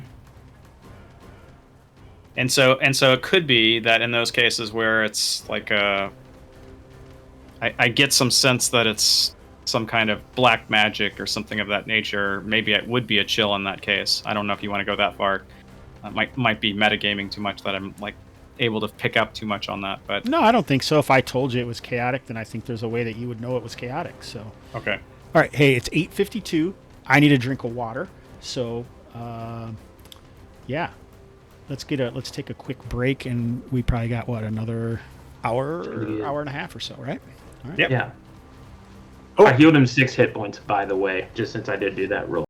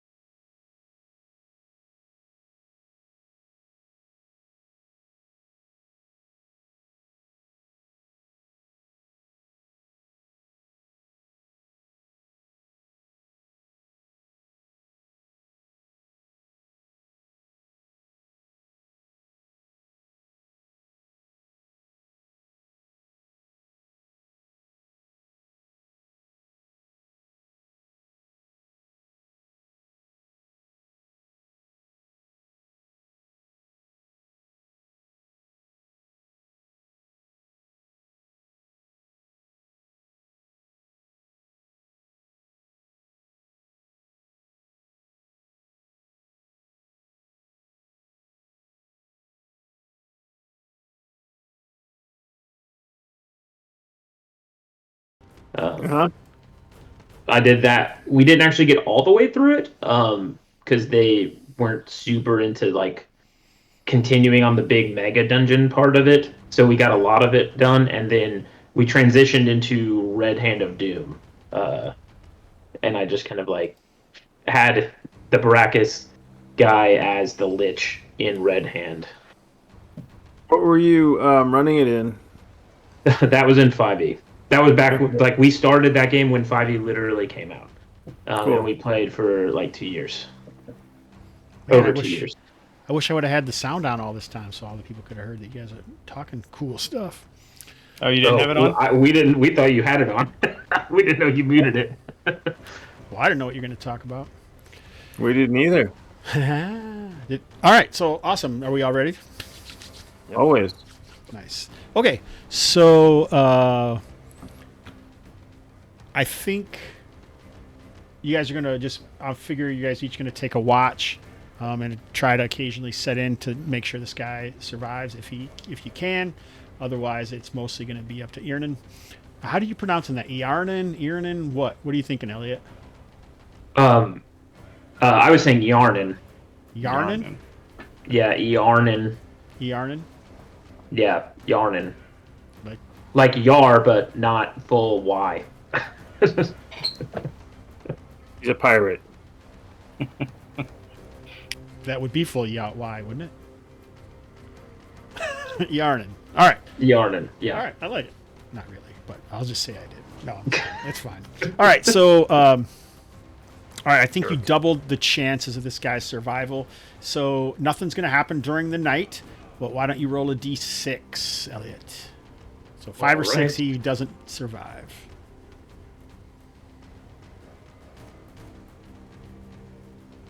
Two. All right. So it's a good thing that you use the magic. Otherwise, he would be El Capute. I thought you said he was going to survive as a 1 or 2 anyway. You're right. It's the other direction. He would have survived regardless. Good call, Edwin. I always That's all right. appreciate someone fact-checking me, you a-hole. No, I'm just kidding. I really do appreciate it. That is Good for exactly fact. what I said. All right, so he does, and his breathing has calmed, and he seems to be... like, he could be awake if you want him to, if you want to talk to him or whatever. But he is obviously weak and affected, so... I think, I would probably... Yeah, as soon as he wakes up, be there to like give him some water and like try to get him to like sit up. I would say we probably would have taken his weapons away from him, at least for the time being, so that he doesn't like. I don't think we need to tie. I wasn't going to tie him up or anything like that, but not let him have his bow and weapons yet, at least until after we talk to him. All right, so basically he had a short sword and a long bow. And probably some kind of dagger or something. Makes sense. All right, so do you want to role play it, or do you just want to see what, like, make a roll and see what you get out of him? It all depends on like how you want to spend your time, I guess. Yeah, I mean, we can just talk to him first, I think, for a little bit, because there were direct questions I had. So once he's kind of up and talking, I'll say, you were raving about some barrows before you passed out. Where were you before you managed to make it back here? I was hunting. Thank you, my lord, for saving me from them wounds, for I was certain I had breathed my last breath. Of course, you're lucky that we were here. Strange things to be hunting out here. Found anything of interest? There are some pines beyond the row of hills there, and there is some good hunting there, but I must admit I fell upon a fen, and it certainly gave me an eerie feeling. There was a mist in the morning that rose about it, like a ghost in a graveyard. but I was drawn somehow. I came upon a mound in the mist, and on that mound I found a door. I don't know how long it took, but I made my way through the door, and within was something else. I took some figurines that were placed upon a place of worship, an altar. And then I was set upon by some fiends. Many images I saw, images of death and destruction and cackling laughter and blood. And I think it was the next day at dawn that I fought my way free. And then I found you as the sun was setting here upon the King's Road, and that's all I remember. When you say you were drawn, you mean like by lights or magic or or just your curiosity? Like, Just a feeling I had. so nothing supernatural. Like you just went to go check it out. That's what I'm Maybe. trying. Maybe. Okay. Were the statues the only things that you took from the burial chamber? Yeah, it's just, well, there may have been some coins as well. Mm. And a depression on the altar. So you were in there some time then to have found coins and the statues? I don't know for sure. But I fear You remember how large the complex was? what was unleashed.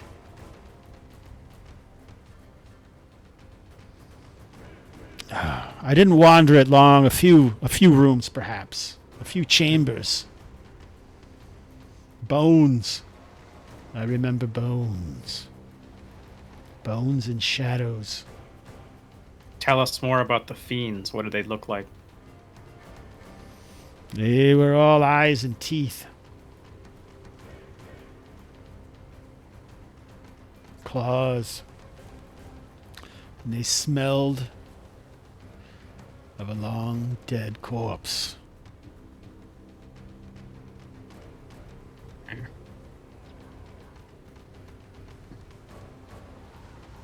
Did they follow you? I don't know. Do you think you could find this barrow again in the forest? Or on the fins? His eyes get crazy. No, my lord, I don't believe I could. You wouldn't make me, would you? I do owe you a debt for saving me. But I don't know what would happen if I returned.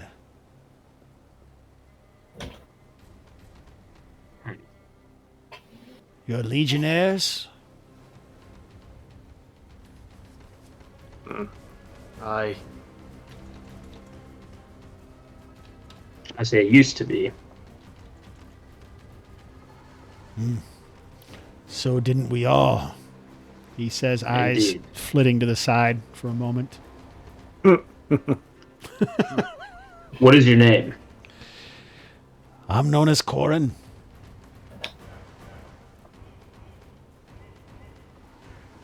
I'm assuming I would recognize that as that is a Rornick name, not Nordborn.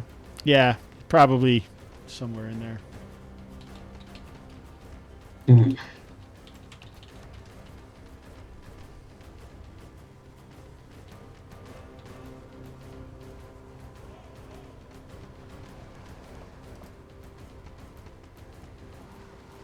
Where are you headed?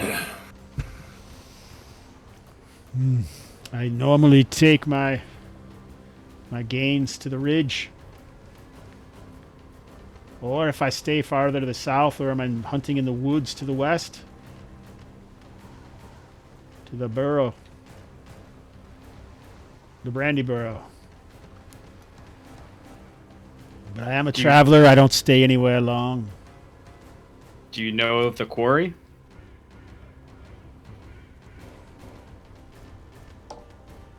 Aye. The quarry, a few miles to the north. along the road.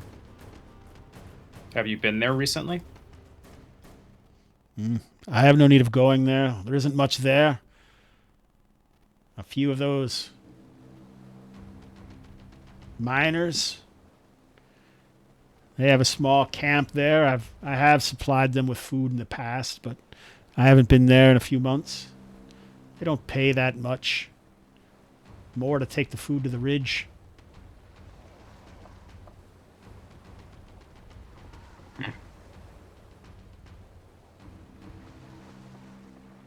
Sun has risen on another day of our task. I say we continue if we have nothing else, so we can make sure we get our bonus. Indeed.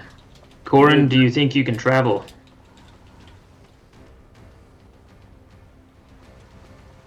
I head for the ridge. You head north to the quarry.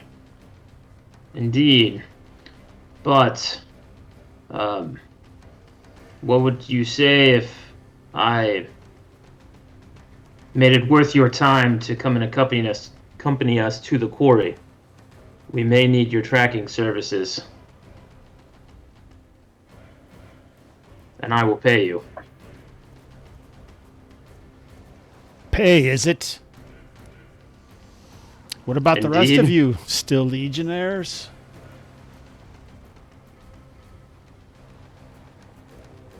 Not so much these days. More like needing working-airs. An interesting turn of phrase, and one many of us here on the march might agree with. How much do you pay, Lord? How much was the coinage that he actually taken? 25 gold and a couple silver. 4 silver. And it's only a day travel, right? Or it's not even a day left. 2 hours from here. 2 hours? A few hours, yeah. Before lunch we should be there if we don't waste too much time with this guy. Yeah. Hint, hint, nudge, nudge, wink, wink. Know what I mean? No. Yeah, I'll say,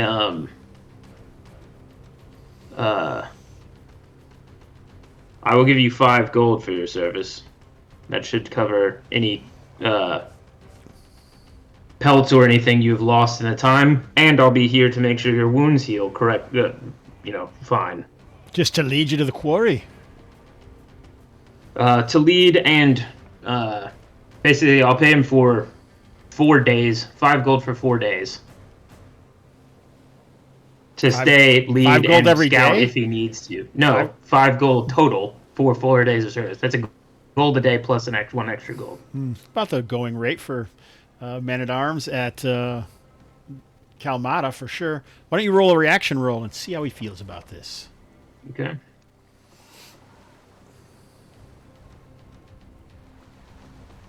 Ooh, 7. 7. You did heal him and haven't requested anything, so I think he spits on his hand and holds out his wrist for a manly arm shake. I will. He does have his shake mask in on, of similar course, fashion. K95. I was gonna say, as long as he's clean for COVID, I don't. We can Yep. shake. Put some hand sanitizer on afterwards. Mm. All right, well, let's make a little token for Corin here and add him to the band for now. Okay, I'm gonna deduct a ration for the day's travel for previous day, right? Yeah.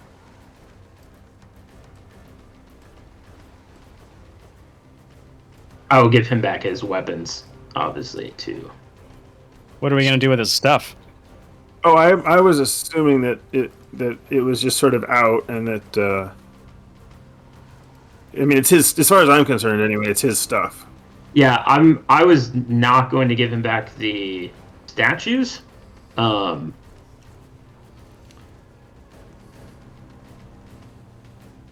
Mike, you're Idaho gamer, right? Yeah. But you might want to give him the coins and say you might want to be careful with these items. Yeah, I'll give him back that stuff. Yeah, and that's a good call. But yeah, I'm not going to give him back the statues. Are you holding on to the statues? I would say either me or you. But yeah. Maybe we can hold shouldn't keep on them to- together for some reason. I don't know. I don't know if they would do anything. Sure, if Close together. you want to hold on to one and I'll hold on to two, or Yep, let's do that. okay. I'll take the pretty one.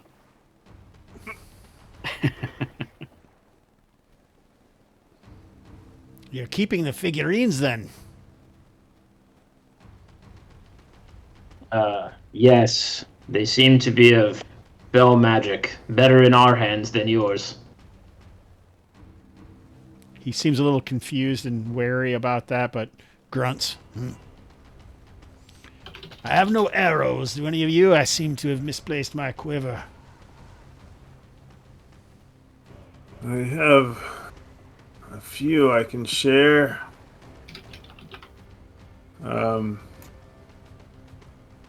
I can. I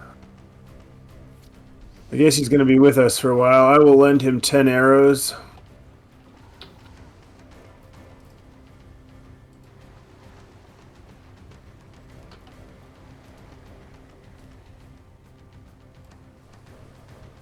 He didn't have any food on him, did he?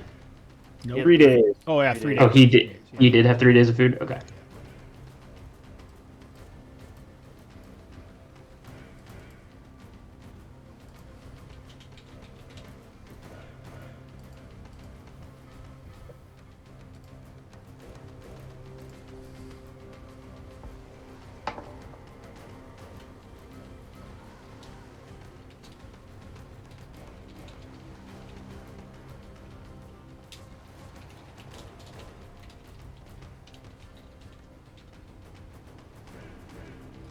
Be a Wicked Studios.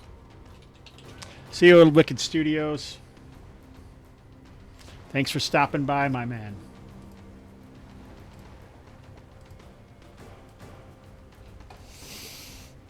Right, Dintivus, sir, are we moving out? Yes. Yes, let's get a move on.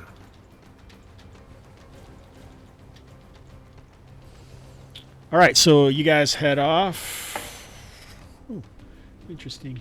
So, like I say, normal travel. There is one interesting group that goes by. It looks like someone has like a chariot. I don't know what a Roman chariot would look like, but not a chariot, but like a can't even think of the word, carriage, like some sort of carriage, you know. But it has its own guards. They seem like private guards, and you know, the detritus along the road is something they're not interested in, so they keep their distance from you. They, you know, give you greetings and all that, but they don't want you getting close to see who is in this particular carriage. It's probably just as well.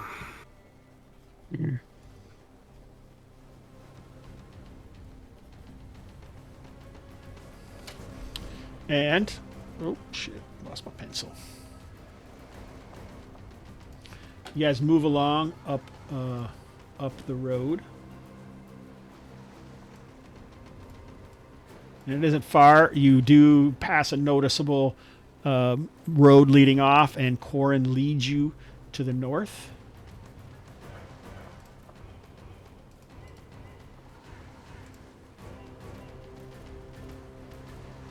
And there's a quarry. Wow. You just say how? I said, wow. Success! Ding ding ding ding ding ding ding ding ding ding ding ding. We get a whole shit ton of experience points, right? Oh, for sure. Nice. The wrong size.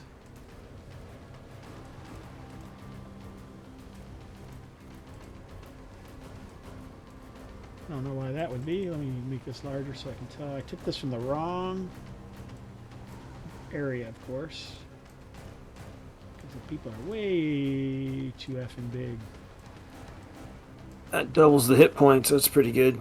All right, so as you guys come up the road, you can see that it looks like this was a camp for quite a while. There is a cart that looks broken with a wheel busted off of it.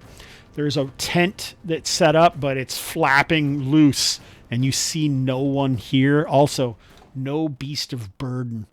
There's some bedrolls and some fires where it seems like the miners normally hang out at the quarry.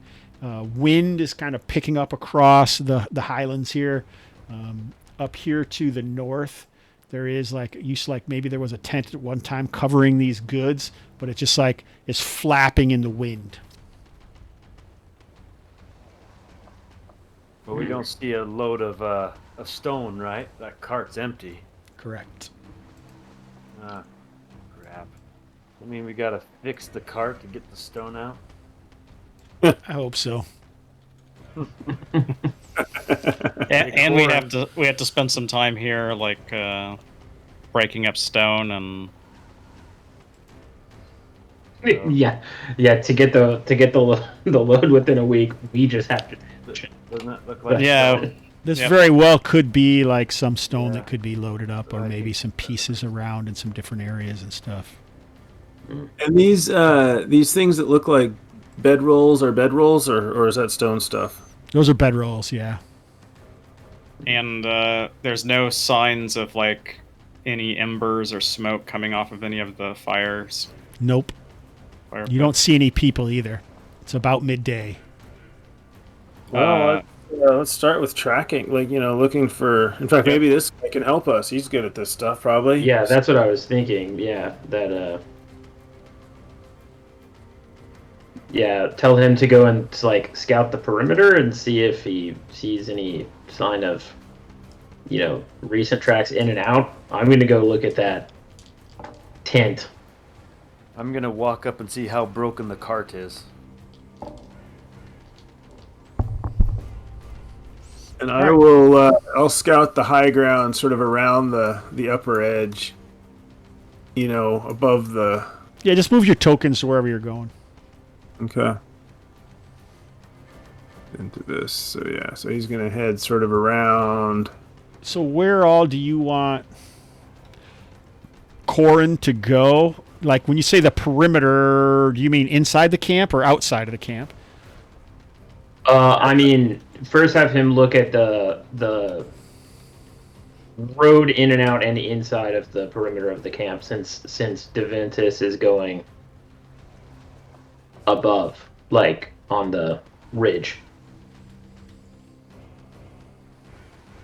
How did you do that where it's the hover over him and it shows the information? Pretty fucking awesome, isn't it? Yeah, that's really cool. Yeah, that's a new thing I figured out that's awesome for my open table games like Kalmata, where they hire people all the time. And then it saves so much time because I was like, what does he have on him? What is his hit points? What's his AC? On the token itself, there's like a tool tips or tools, and you can put it in there. And if you click show, it'll show up when you hover over them. And like I've done this for maps as well. So like on some of my Hex Crawl maps for the player map, when I put an icon on, I leave it on the map. But I don't give anyone possession of it. So then when players scroll over it, it'll give them like information for what might be on that hex. Yeah, that's really awesome. Did they just... I don't know. Is that like a new thing they just added? I don't know. I just got lucky and happened upon it, and now I'm just trying to use it in some different ways. Yeah, that's really cool. All right, so I'm assuming you guys are going to take some time to look around. So the tent...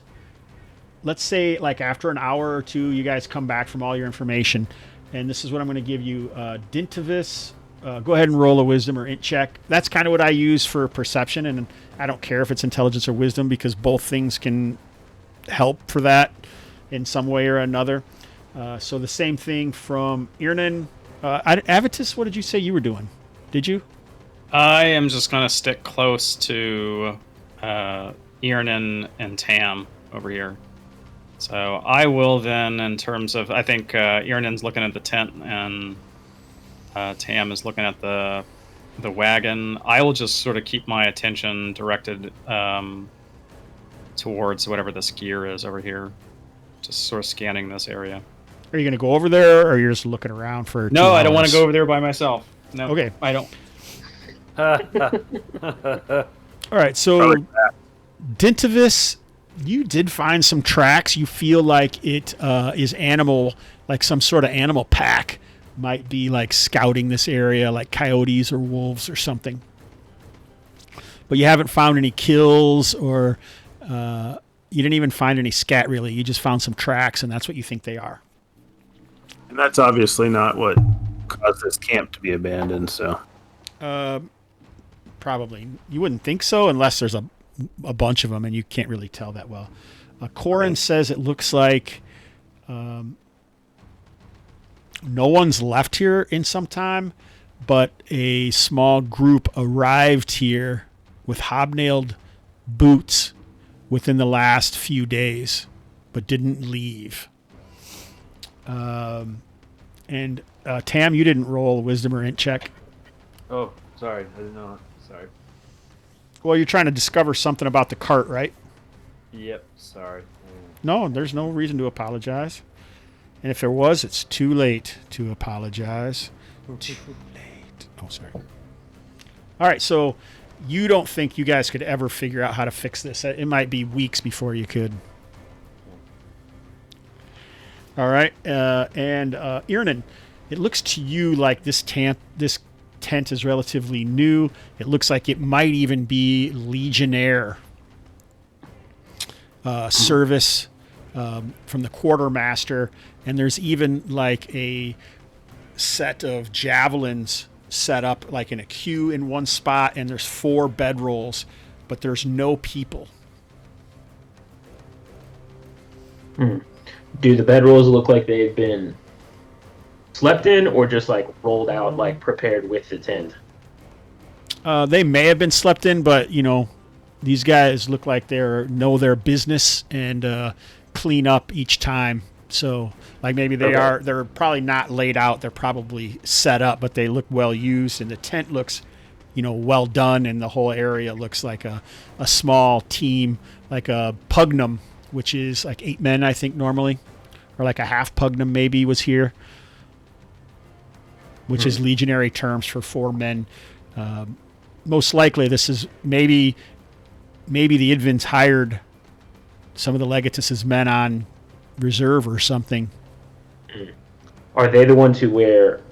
Do the Legion wear hobnail boots? Yeah. Okay.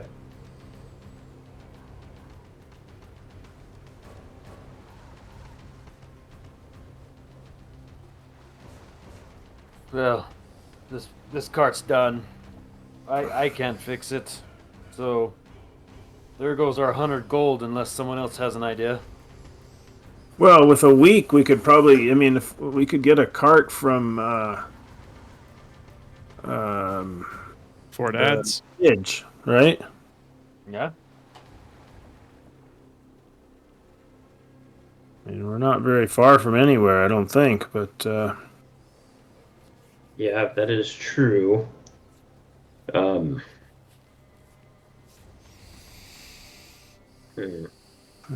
So, presumably, is this just an open pit quarry, or is there a tunnel? Do we see a tunnel somewhere going down? No tunnel, but this seems out of place. That big rock? Ah, okay. It looks kind of like a monolith or something.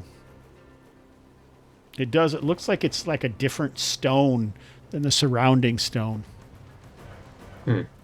Come with me, Cornan, and let's see if there's some odd tracks around this thing. Perhaps it was put in place recently by the Legionnaires. Make a reaction roll, Edwin. What did we decide that is? It's 2d6. You can just roll 2d6. It's on the retainers tab also. 8. Ooh, that's pretty good. And So he agrees to go with you, but when you approach, he kind of gets wild-eyed and he says, I'm getting a funny feeling around this there, Dintivus.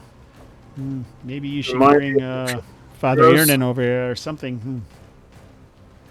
Sure. Earnen.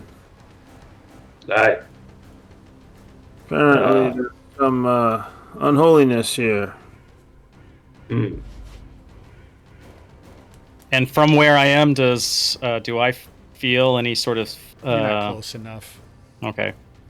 I'll also take out from my pocket, my pouch or something, one of those figurines, and I will move up closer to this stone as well. I want to see if the figurine I have is somehow changing in any sort of way as I get closer.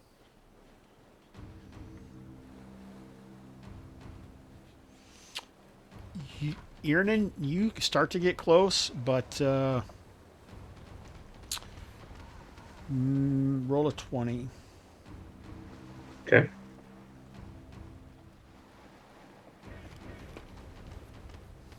Uh, 18. So you feel a severe disinclination to approach, but Dominus Ominous makes some symbology to Istrius, the master of secrets. Do the sacred owl shape with your hand, and you feel like you can approach if you wish, but it is difficult. Avitus, you don't notice any difference. What's your alignment? Neutral. Neutral? So you feel a disinclination, but you can approach if you wish. And nothing with the figurine doesn't show any signs of anything happening with it, glowing or heating up or anything like that. And before I get any closer to it, maybe they're warm. Yeah. Okay. And before I get any closer to it, what about these rocks that are right here? This is just a pile of rocks? Yeah, looks like it. Okay. Looks like some mined stone, and maybe it's like some raw, probably what they normally take if they don't, because there's nothing here to make bricks of ore or anything like that. I don't really know what a non-mine does, but I think they're stonemasons, so whatever, it might just be regular rock that they quarry into blocks or something for form usually.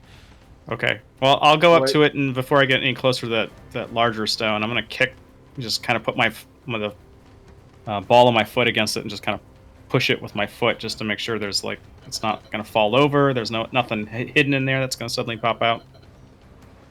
It looks pretty sturdy. I mean, it looks like it's almost 10 feet around, so this is pretty large pile. It's possible something could be buried in it or something. But putting my foot up against it and pushing against it doesn't do anything? Doesn't fall over? Doesn't? No, it's too heavy. Like those ones on the bottom probably weigh a couple 100 pounds. Okay, I'm just making sure. Yeah. While they're doing that, I'm kind of lost curiosity of what they're doing, so I've walked over to the boxes. Okay, you can go over there. So I'll get a little bit closer. How do I feel? The feeling as I'm moving towards it? Is the feeling is it like the feeling of revulsion getting stronger? You feel like it's not. Whatever is there, you've overcome. It's not getting more difficult or anything like that. Okay. Dintivus, you're keeping clear? No, I was going towards the, sorry. No, I would definitely, I'll head over here.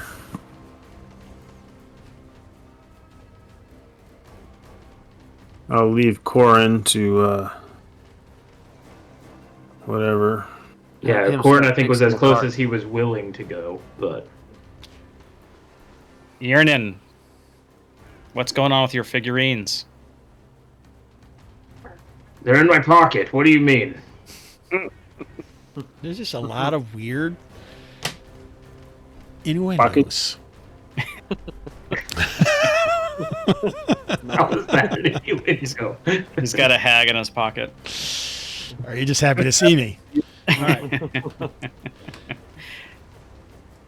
Seems to be changing. I hold mine up. Something's going on here. I just feel warm. Okay. Dintivus, what's your alignment? I'm good. Lawful. So you certainly feel it's difficult for you to approach much farther as well. Okay. Tam, you look around. This looks like supplies. So you see some iron rations, like some extra pick heads, some extra halves, Like whatever would normally be at the sort of mine is here. Probably tools and like a spare wheel or something. So maybe you could fix the cart with this stuff, like some grain or something. So like at one point they must have had some beasts of burden, but those are gone as well. Okay, I asked Corin to come over to see if he can help. If he, thinks together we could fix the cart with some of this. Well, I'm a hunter, sir, but I'll see what I can do. We're gonna learn skills together. What are you laughing about? He's a man whose accent changes every time he speaks. That's because it's me. And he's disturbed right now. Yeah, think of the trauma he went through, man. Yeah, I guess sensitive. that's true. Can you remember what his accent was before? Just enough to know it's different now. It was loosely Irish, and then now it's gotten, and then it got high pitched, and now it's whatever that last thing was. What'd you say? It was Leprechaun now? No. Whatever you were doing the last time, with it being deeper and Yes, believe it or not, I can get a bit like inconsistent. Low Country. It sounded like those bear dudes, those bear guys from the Low Fantasy Gaming. Oh, the Urson. The Urson? Yeah. Oh wow, really? It sounded a little bit like that. Oh, nice. I You should just get more do, consistent. you usually do the guttural, a guttural and everything. Right, Char. Right there, Governor. So, since I'm closer to the monolith, is there anything on it, inscription or anything like that? Like, what does it look like? So it looks like it's. It doesn't look like it's really shaped in any certain way, but the way that it's shaped, you feel certain that it was purposely shaped this way. Does that make sense? Non-Euclidean, Sure, like almost. it was carved in some way, but it's not a discernible shape. Right. Like, it definitely makes you feel uncomfortable. Like maybe some of the angles don't necessarily make sense. Can I go around on the backside? Is there anything preventing me from doing so? Nope. You are definitely uncomfortable though, Avitus. So I'll come around here and look at the backside. Is there any writing on the backside? Runes or anything? You don't find any writing, but you also recognize that it seems very difficult to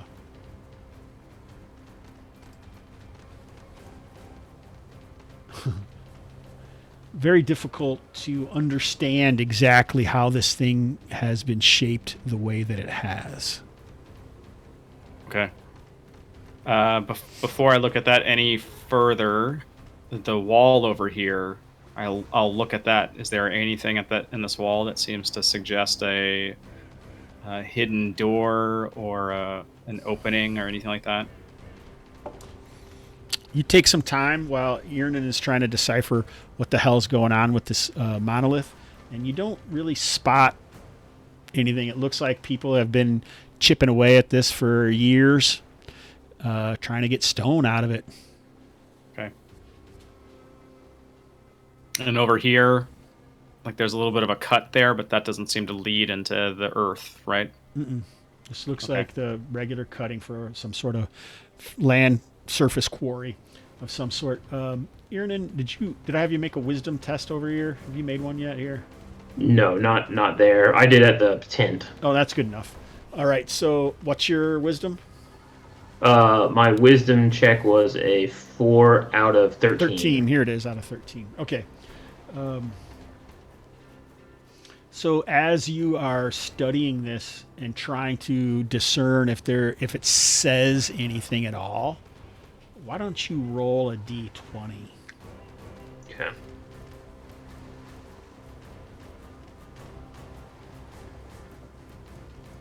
Three. All right. Nice. I like it.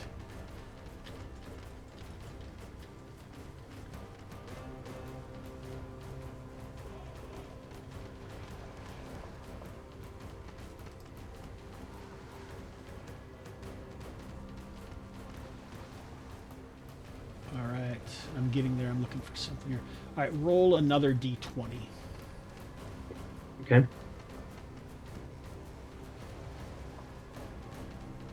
14.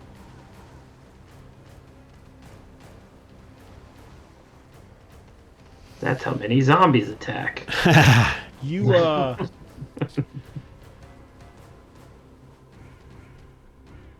while you're thinking about this, you're looking around and you're starting to feel annoyed. Avitus is looking at the wall, and I mean that has nothing to do what surely happened to this Dintivus. Who knows what that arse is doing? He's just another ex-legionnaire, just wants money. And Corin and Tam are surely trying to find treasure in the crates, and it's really annoying. Surely you should stop thinking about other people and also maybe focus only on yourself.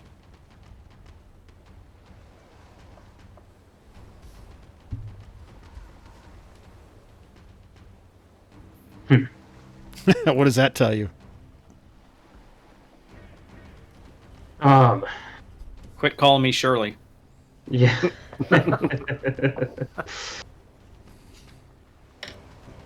While this is going on, I think I'd yell at Dintivus and say, Dintivus, you're going to keep Yo. watching the religious folks? You're going to come help us get the stuff out of the crate?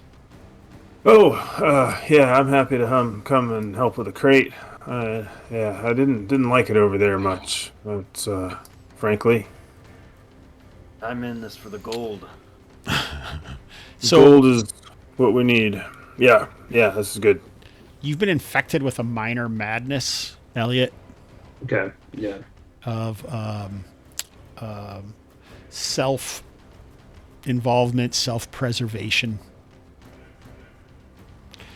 And it's minor, so it only will show up like once per session. Okay. But at the beginning of each session, we'll make a roll to see if it gets worse or if you get rid of it. And you don't really know you have a madness, right? It's just kind of there.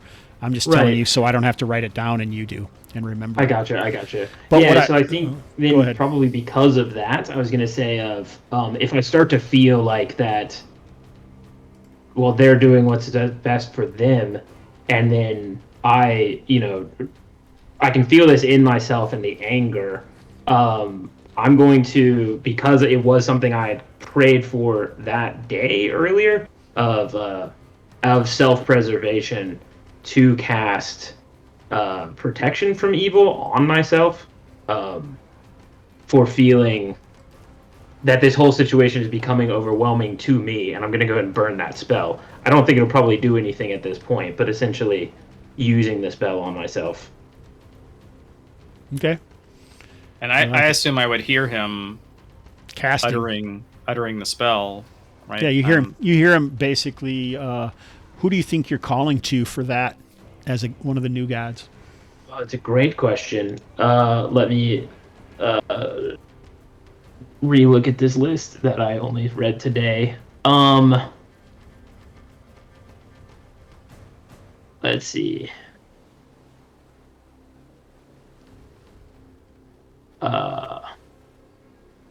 The Lightbringer, Amanor. All right, Arkin. Yeah. Call out to the Lightbringer. Nice. Yeah. So you see, he looks like he's casting some spell. You feel like this has given you some sort of revelation or epiphany, and you feel like this reminds you of like some things that you've heard of people talking about, of the old gods, not even Rornik, but something even before that.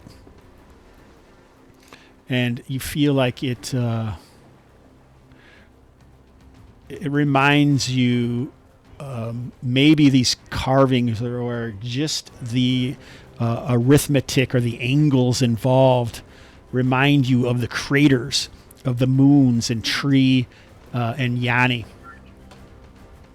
So if there is something to do with this, perhaps it has something to do with the lunar satellites in the sky.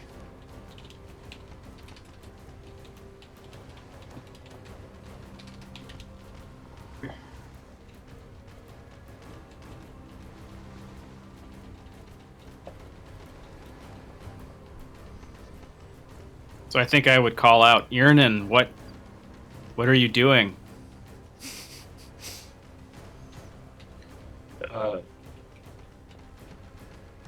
Sorry, hold on, I'm writing something.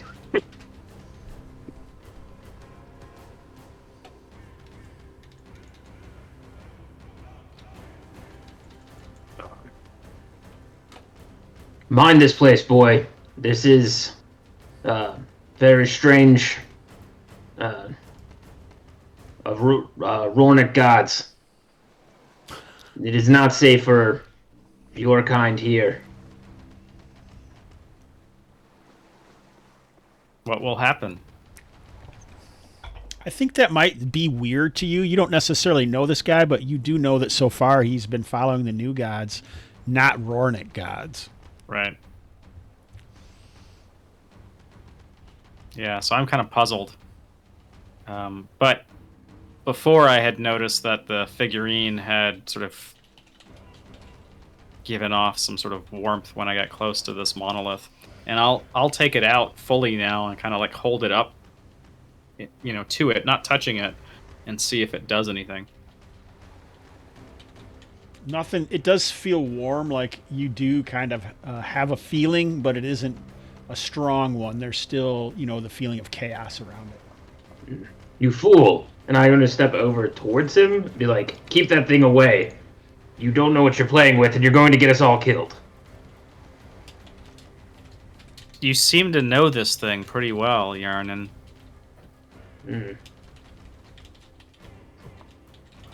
I remember some things about it from before I joined the Legion, but it's beyond my understanding too. At least not without some more detailed knowledge. Let me leave you to your prayers. I'm gonna go see what the others are doing. And I'll make my way down here. What's all the yapping going on?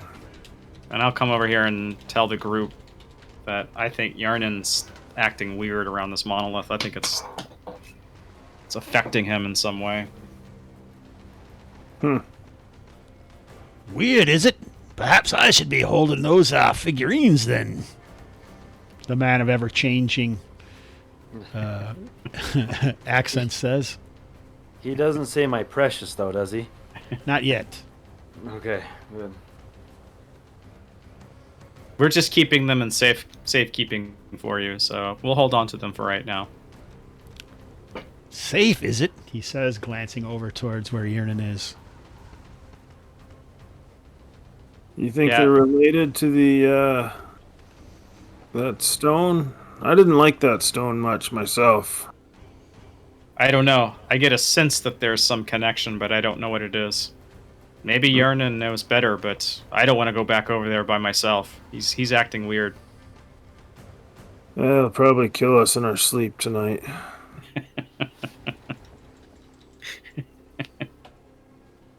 I just know that he won't dare get my coin purse, so have at it.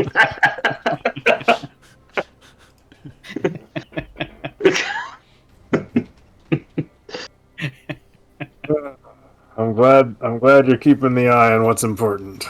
Right. Would you rather he goes after it when you're alive or you're dead? Well, the question, isn't it?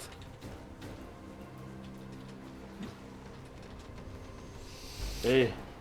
Anyway, So- look at all the stuff. We've got a will. We've got items. What do you make of it? Who are you asking? You Avitus or Avitus, whatever. How do you want me to say that? I think I was always pronouncing it Avitus, but I actually like Hobbs' pronunciation better. I'll go with Avitus. Okay. Avitus. Yeah. I don't know. I'll take a look at it. What can I make out of it? It's just the other gear for doing What you would expect a quarry to have, yeah. But Yes, like I say, right. there looks like there was once a tent that protected it, but it's been flapping for some time now, and so it's just been like open to the weather. So it looks like it's been, a little while before anyone has taken care of this camp at the Sure. quarry. Well, I just say that Corin and I are not skilled enough to fix this cart. Do you have any previous? I'm a scribe. I'm not a wheelwright. What do you think I can But do? you've read a book. I mean, have you read a book? A scroll of fixing wills. Do you have YouTube? Yeah. Oh, I didn't want to say that, but yeah. Have you tried moving the gear away? Make sure there's nothing underneath. No. I don't know. The people here are not here, so we have to find what happened to them. You sure there's not something hidden under there? Let's move that stuff. I think somebody though should go check on Yarnan. Not me. Dintivus, how about you? Aye, all right. And I'll get over sort of as close to him as I feel comfortable, and then I will call Earnen. I think he calls over. I'm probably in prayer to Istravis. So you don't want to get much Try to closer to find- like that opening there, Edwin. Yeah, try to find some sort of guidance, being the goddess of mischief and magic and secrets. Yes, I'm as sorry. I continue to study the angles. Do you mean the pass between these two rocks, or are you calling this thing an opening down into the ground? No. I just mean like The okay, yeah, I'm with you you. don't want to get Okay. much closer than 15 or 20 feet of the rock. Yeah, so I'm sort of talking a little bit louder than normal, Mm-hmm. probably leaning against the corner of the rock here. Perhaps when both you don't necessarily get an answer, but you have a feeling from your continued study of the non-Euclidean monument and your prayers to Istrius that perhaps when the two moons rise, more will be revealed. Okay, then I will kind of probably Dintivus is kind of like calling out, and maybe after like the third time or whatever, as I'm or second time as I'm kind of looking at it, I kind of nod, stroke my mustache, and hoist my hammer back on my shoulder and head back over and say, "Come, we must be away from this place for now." I agree. I'm glad you're feeling the same. What is that thing? Some old religious place? Yes, that I am not entirely sure, but I prayed to Istravis, and I do believe that there is more to this place. Its secrets will be uncovered when the two moons rise. I fear that may have something to do with the people who were lost. Is that tonight, or is that like some special thing? Like, does that happen every night that the two? Like, you're just saying we'll find out at night, or is this like the full moon or the? I think that Avitus is probably more knowledgeable about the movements of the astrological satellites of the known world or the emergent empires, and you do believe that tonight both of them will show up. They do have different risings because they do not have, every night they show right, up. not every night, but tonight is a night that they will. I have a calendar that shows all of the lunar stuff, but You won't- have it indicated with all the special names for the days of the week and the months of the year, and yes, I do Well, then actually. I don't know if I would like to be here tonight. If you're saying that something special will happen with that thing tonight. so would I know when the last time that this has happened? These moons have risen. I think it probably happens about every 3 or 4 days. It's not like there's a conjunction or an eclipse or anything like that, but it might be a different time at night, and sometimes one might be during the day. It's just the orbit of it, right? So, It's Right. pretty frequent. Okay. yeah, it's pretty frequent.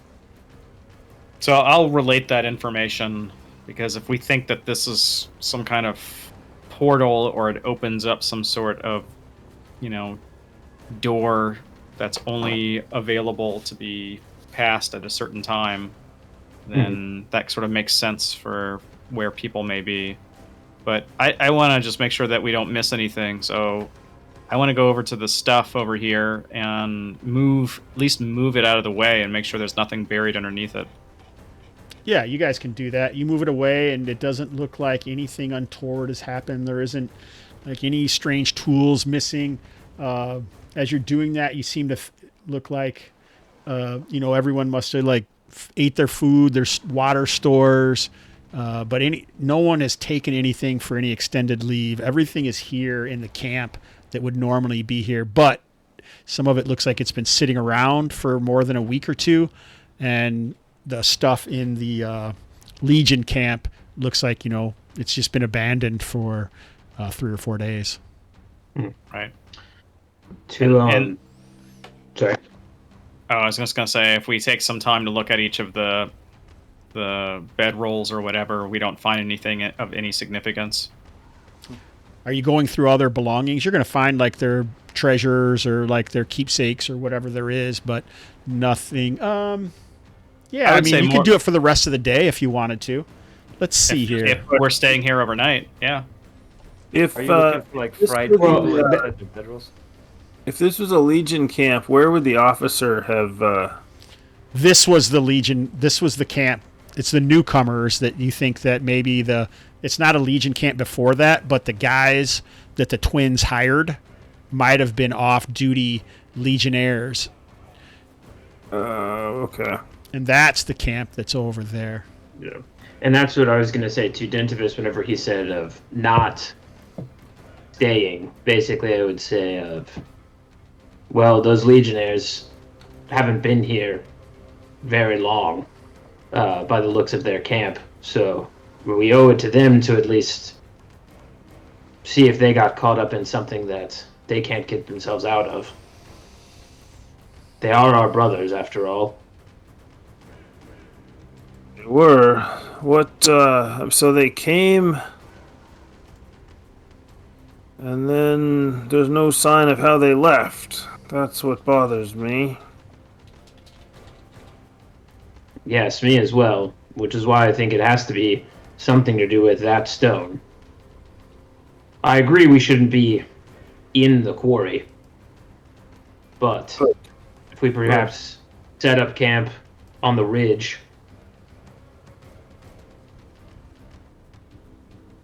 Seems reasonable. How many times, Avitus, will the two moons rise within this week? Is it every other night or something? It seems like it's every 3 or 4 days. It's not exact, just because of the way the hours work, and they didn't make their days by the moons. They made their days by the sun, right? I don't have the calendar right now. Sure. I just mean roughly. So, it's going to happen more than one time this week. Well, the weeks are only 5 days long. Oh, okay. Okay, so it would be this one time this week then, potentially. There's 6 weeks in each month, and each week is 5 days long. The days are Praetas, Yanatus, Gilitas, Huratas, and Chamatus. All of this is found in the Emergent Empires Guide on the last page. Ah. Okay, I like that you are always so optimistic. Someday my players will read these things. I don't care. I just like to pull it out once in a while just so everyone's like, wow, this is weird. This guy really has a lot of shit and he knows what's going on. So organized. He put all this stuff, all this so work into this. organized. So, I do think it's worth our efforts to look through all the bedrolls. We've got time. Do we get any more clues about what happened by looking through everything?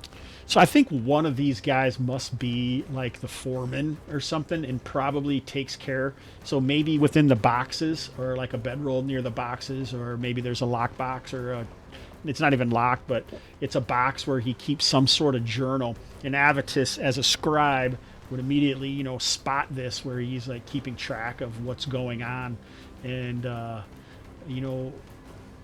maybe 2 weeks ago, you find a notation in there that a strange stone was found and they start to clear it out, and then like 2 days later, it gets difficult to keep the miners from clearing it the rest of the way, as opposed to like picking up the stone that they're supposed to. And then a couple days later, it's like all the miners are involved in cleaning the stones, and even this guy is like, you start to see like blood stains on the parchment where he was writing. Like, it's pretty easy to tell that maybe they've been working like their fingers to the bone, trying to clear the stone free. And then the last one is really kind of scrawled in like a strange and almost difficult to read. They're coming. The eyes are open. They're coming. So I feel like we've earned our 20 gold pieces if we go back to. You think that knowing what you know, and where the days have aligned, and talking about the two lunar bodies, that the eyes could be the moons, and perhaps the days line up that they're coming. Is like both moons rising while the sun era is down.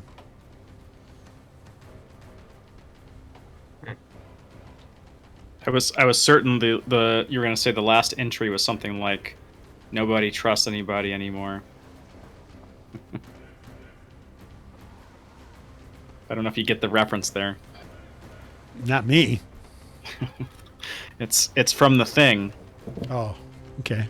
Nice. I've never seen The Thing, and I've never, I know nothing about The Thing, and I was like, that must be from The Thing. Really? I was thinking it was like a Lovecraft or something. Well, The Thing is essentially Lovecraft, so it's... I don't know if the Lovecraft guys would agree, but... It's obviously very inspired by. This isn't inspired by it at all. Yeah. Yeah. I may not be looking at Edwin when I'm thinking about everything, trying to draw what he would do out of his brain, like sucking it out. Give it to me, Edwin. Tell me what's happening. So as a Avitus, as you're searching these bedrolls, are you seeing charred remains or blood or inside the bedrolls? No, there's no remains of any corpses. The only blood you've seen is on the parchment, maybe on the stylus when you found it. All right.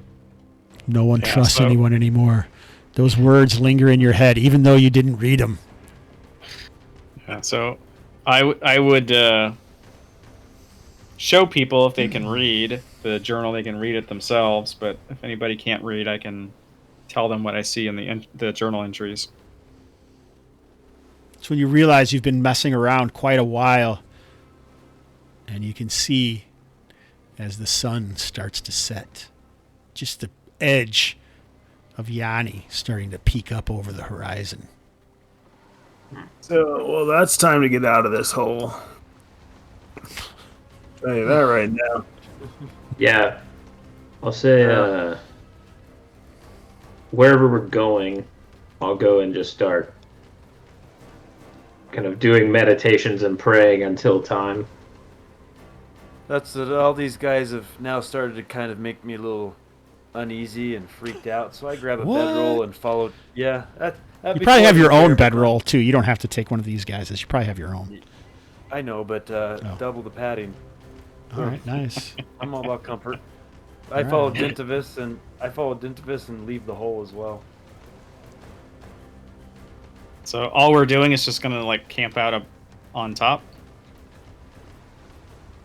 What do you think? I'm not staying behind. I'm going where my companions are going. Corin seems a little bit nervous about Earnen and also stays away from him.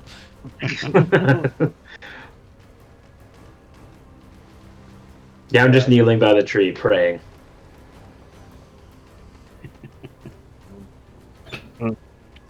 I point out there's a tent down there. We can just stay in the tent. Well, that's my logic, is we have to get further away from the tent, because it's obviously abandoned as well. So, You just want to get further away. you guys have got me all freaked out. I just wanted to fix the cart and get some gold. You guys are all like, making me uneasy. I whisper, I'm like, Yarnan was like saying some strange things back there, but Yeah. I don't trust you guys anymore. That journal got me. You're not trusting anybody. Hobbs didn't want this to be the thing, but it's turning into the thing. You know me, I just set up situations for shenanigans. So whatever happens, happens after that. I don't care. I'm just here to see what happens like everybody else. I tell Dintivus I'm going to walk down a little bit and set up first watch. All right, that sounds good. I'll make some dinner. Did we want to get as far as as the road? How far is the road? The road goes about a mile all the way back. You got another mile to traverse back to the main road, to the King's Road, away from the quarry. Well, how about we do that and then camp on the road? Oh, that'd make me feel good. Absolutely. Okay. I want to be within eye distance, watching distance of the obelisk. You're going to stay off by yourself? And there's always one in every party. I will, if I need to, at least just to see what happens.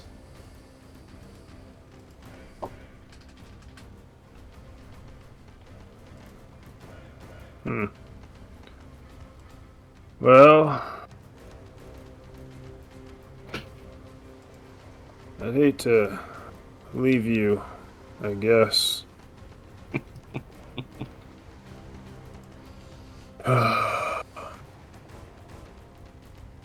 Is there like a hill somewhere that's maybe a few hundred yards away that we could see down into the obelisk, down into the quarry and see the obelisk from? Probably not because of where the cliffs are right here by it.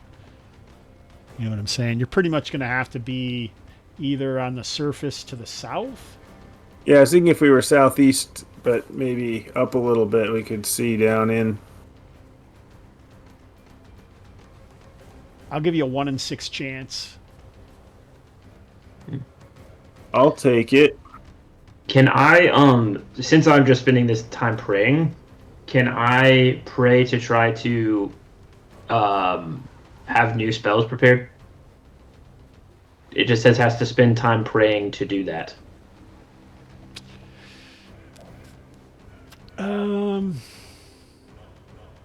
Probably, but I think usually 8 hours is what that's going to be. Like rest is usually involved as well. Right? Because I don't want you to be able to say, "Oh, I'm going to take a break," but maybe. Oh, sure. Basically, I think I would say maybe let's split the difference: 6 hours and then an hour per spell level. So you could probably do that because you guys got here around lunchtime, so it could be that evening. So you could be ready. Someone may want to write that down somewhere, like make a note in the rules if you ever want to pull that out. Mainly, or make a timestamp for this video. Yeah, I'll make a timestamp on this video. So, yeah. And so, just a clarification then for my magic user. Yes. Do I need to re-memorize my spells every day, or once I've memorized them, they're good until I use them, right? Yes, if you don't change them, they'll stay in your memory. Okay, that's what I thought. It's like Vancy and podcasting. Yep. So in that case, essentially, I'm just going to have it so that I have protection from evil prepared 2 times. Okay. Nice. I like it. And you're still staying close enough to look at the monolith, right? Yes. Well, I would suggest to the rest of our party that we don't leave Yarnan by himself. Yeah, I am mostly a scribe, and if I'm willing to stay here with Yarnan, I think two of you should have the Of course. Of course. Duty first. should have the coin purses to stay here too. That is the most I've seen Mike laugh the whole session right there. I'm glad to see my jokes are coming through to everybody.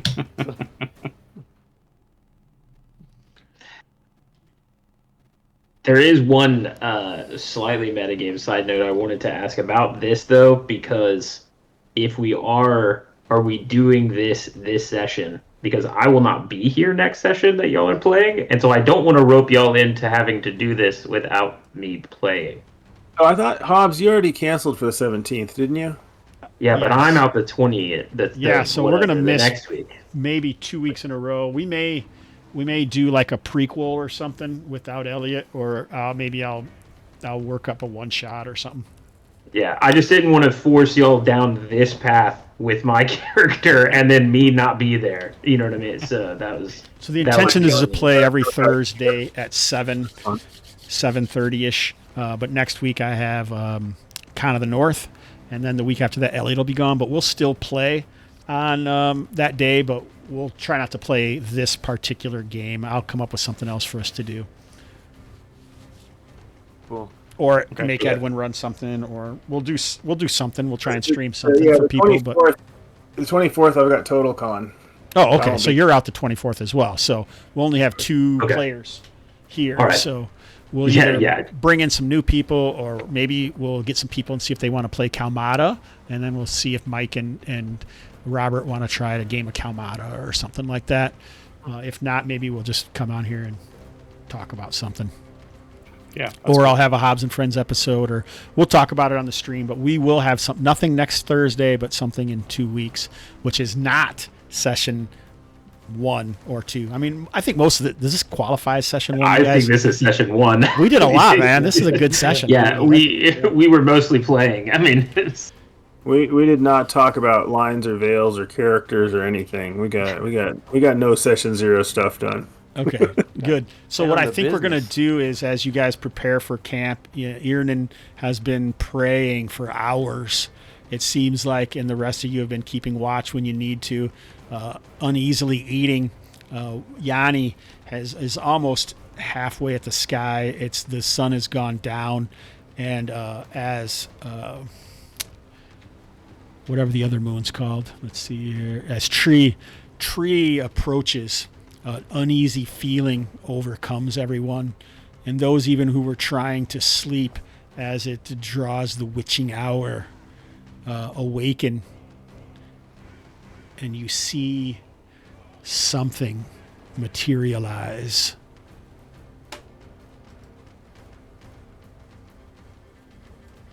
Below. Oh, look at that. And that's where we will end the session officially and move into the group chat. I want to say thank you guys for being here tonight. It took us a little bit to get this game going since it was my anniversary last week, but we ended with you, Edwin, introducing. What did you think about the session? Any highs or lows or anything like that? This is my kind of thing in that we had a task and we went and started doing it. I like that. That's all great. So I guess that would be a high. I'm liking this map. I'm always a little, and I do it myself all the time because I can't resist when I'm running games, but I always struggle with the overlap of the sort of mythos horror and D&D feeling of a game. We'll see where this one goes. Is that I think a it's a low tough- or? It's not a low. It's a concern that it could become a low, I think. Because you don't No, like that?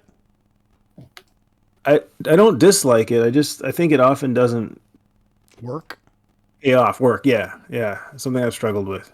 Okay, I think it's see. personally, because I feel like, at least for me, when I'm in my D&D mode and I'm like, well, I'm gonna take my rest and I'm gonna get my spells back. I'm gonna swing my magic sword, and like there's something like it doesn't. There's something about being, we're not big heroes yet, but we're trying to get there, and that doesn't play as well with this sort of.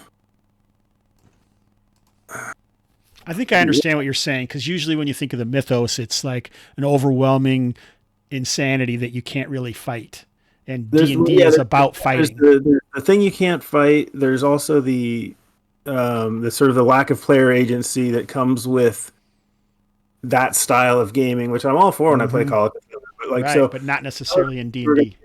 Saving throw to see if I really push to go towards the thing there, was that going to be a saving throw to see if I could go, or were you just saying I can't do it? And I don't actually care particularly, but it's just sort of a different gaming style. But the other piece of it, I had it there for a second. The nihilism, nope. So there's the agency, the hero thing. Oh, I think it's that. I think that's what it is. I think that when you're playing like Call of Cthulhu, your normal people, your conceit is that you're in a normal world. We're in a weird ass world. Like from the get go, we're playing fantasy with magic. Like there's the horned one. Somebody's trying to raise him up. Like there's weird shit. Like everything's weird, and so therefore, I feel like it's harder for me as a player to get my character bothered by some other weird shit. No, and I don't think you should have to be bothered by it. I don't think it is. I agree with you. Weirder than anything else that happens to these guys day in, day out for years and years. So I think that's the part that seems so. So as a, it's a non-Euclidean standing stone. I was like, yeah. Yeah, all right, sure. There's probably one of those back in my hometown too, next to the barber. Maybe, I don't know. Yeah. And I could see that being harder for someone who is like kind of a Cthulhu aficionado, whereas some people who aren't, they're just like, whatever. This is something that's been built into the setting for a long time. I've had these sort of old one elder god creatures that were once not really worshipped, but hidden from by the Anthras, who were one of the first civilizations in the setting. So this has kind of always been a part of it, but it isn't something that necessarily characters have involved themselves with very much. And maybe I'm tapping into it too hard, but I don't know. It was just something that I thought would be fun. And I think we'll have to see, but I could see where it would be harder for you for sure. Like I like it. I mean, I like it as set dressing.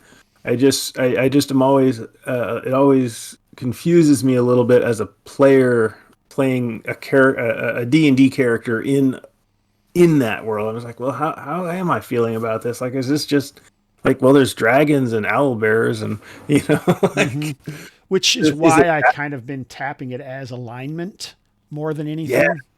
Right. Law versus chaos, and the neutrality isn't necessarily as affected. That sort of thing is because that's what I'm trying to go by. But I really appreciate your thoughts on it. So, and I could see that isn't something I usually think of, because like you say, I think I don't even know if I've ever had to do it too much. I think Hyperborea may have some of it. I don't know if that's true.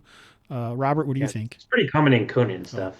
Yeah, Conan, for sure. So it's supposed to be sword and sorcery. That's definitely something I'm going for.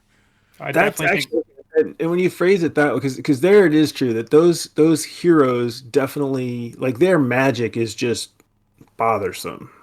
In general. Yeah. And where did we play? It was a Swords and Sandals in the Desert. Maybe you weren't in that game. Shit. Anyway, I played a reasonably long campaign that was a real sort of gritty. Magic is evil. Anytime you run into anyone with spell casting, they were bad. And that was definitely pretty fun. But of course, we've got a magic user and a cleric with us, so they can't all be bad. I wish I wasn't. I wish I was in that game. You would have liked it. Go ahead, Robert. I was just going to agree. I think it's in Hyperborea quite a bit. I mean, so in my case, I mean, I like the mystery behind it. I mean, I see what Edwin's saying, but there seems to be a difference between the magic that you might see a little bit more regularly with magic that is more mysterious and you don't know its origins, and And it's not really tinged with just magic. It's got this sort of Chaos side energy. that's related to Divine, even maybe, right? cultish sort of stuff. Maybe you're not sure. So I always like that stuff. I like mystery. So it adds to like us exploring and like trying to figure things out. And then if we're affected by various things, why are we being affected by it? There's this mystery behind the figurines, and is there a connection there? So I like all that sort of stuff. Any lows or any highs other than that you want to talk about? Or No, I don't. Would there be anything else I would say is lows? I mean, I like again the mystery of the wounded figure that appears out of nowhere, and we don't know what happened with him. We've got this whole other sort of like lead we could go look at with the Barrow Mound and see if we want to do anything with that. But I don't. Nothing stands out to me as a low. No. when you say that, it made me think of a low. How the hell are we actually going to get to the Weeping Man now after all this in 6 sessions? Exactly. Yeah. That's the problem, right?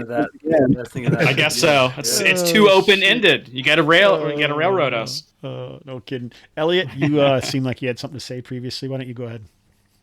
Oh, I was just chiming in on the.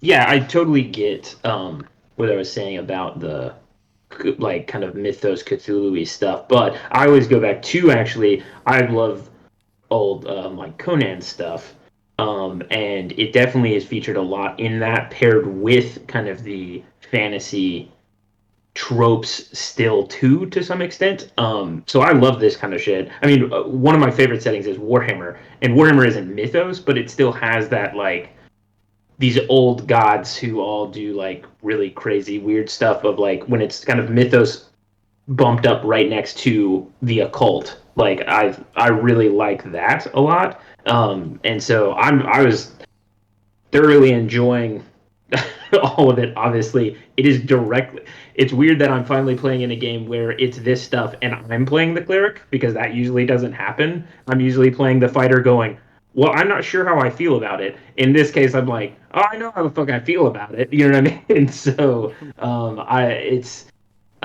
so that's cool. I'm really enjoying it, but I also do see the side of the problem with Cthulhu and stuff, or mythos stuff in this sense, can be good. Cthulhu stuff does lead to overwhelming dread and inevitable failure in 90% of the time. When in D&D that can happen, but that shouldn't necessarily be the default whenever trying to do a longer run thing, if that makes sense. But yeah. And I don't think it is in this instance. I don't. Yeah, this seems more like, to me, it was more seemed like the occult side of mythos stuff. But yeah. So I mean, I definitely enjoyed it. I enjoyed that. I enjoyed the like connection to of immediately jumping in with the group and being able to like get right into something. I thought that was good. We actually this is one of the best first sessions of not having the weird first session. You know what I mean? Like that's always the thing of having that kind of like, and granted, I think the benefit is y'all three have played this game with these characters a little bit, before, and then I'm just jumping in to add into it. And you played with Robert before, so maybe right. everyone feels and a we little also more comfortable. And we did play the other last week, together too. Wasn't this game? Yeah. But we did kind of play together, so I did like that a lot. One downside would be I still don't know if I fully, and this isn't necessarily a downside for the game. It's like I don't feel like I'm knowledgeable enough in this particular setting yet to really be able to like feel like I have ownership even as a cleric or something like that. And that's more of just a information thing of like I have the list and I keep referencing like which gods and stuff like that, but I don't really completely feel like I understand the different cultural stuff. But that's just a time thing, I think, more than anything else. So yeah, and it's nowhere except for the paragraph that I have on shit somewhere. Right, that is not true a whole too. Lot there, so. Yeah. It's not like there's some a-hole needs to write. Yeah, some a-hole needs to write that up and figure it out and stop being so inconsistent about all the things that he says about those things. But you guys should definitely role play them to the max and know all about it. Yeah. Awesome, man. That's great. So, Mike, I left you for last. I don't know how many games like this you've ever played in or anything. Because last we knew this was the first game that you'd actually played. So, but now you've been running your own. And so, what did you think about this session, man? I guess, go back to a high for me was be able to come back in, even though my player died, to come back from playing the thief to a fighter and being able to come right back in with a different, style of play. I really enjoyed that.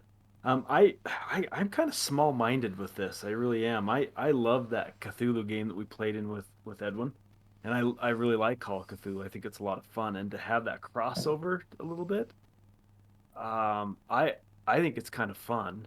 But again, I'm not as well versed in the many years of gaming as you guys all have, and so to me, it's just kind of like, man, I roll with this like it's just like great. So I thought it was a lot of fun, but I could see what you're coming from, like where Edwin is saying, because he's has many years of playing the old Cthulhu, and so and writing and editing and all this that you guys have. So for me, this is just kind of like, hey, cool, this is how it goes. It's fun. So, but I enjoyed it a lot. Yeah, thanks, man. I enjoyed the session a lot, and maybe even more than I expected in some ways, because I was like, oh, we're just going to go to the Weeping Man and get this play testing. But then I was like, I had tables in here for rumors. And so I just rolled one, and I was like, I don't necessarily have that map done as much as I want it to look. And I just rolled this rumor that was on here that I wrote, I don't know, 3 or 4 years ago when I wrote this stupid thing. And then it led to that. And I was like, well, I wonder what is happening on at this excavation quarry. Right. And, but there weren't any combats, but it didn't seem to bother you guys. I mean, we still got to roll some dice, and I guess that maybe makes it feel like Cthulhu a little bit.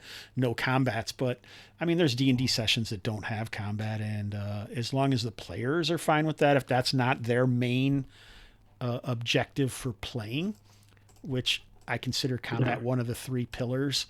But there's still fan. Tension. Yeah. Right. I mean, there's still tension, and I think without tension, that's when it can become boring. If it's a non-combat with no tension, then that's it's just not a waste of time, but it gets pretty close to it sometimes. A 3-hour shopping trip in town, right? Isn't a lot of fun.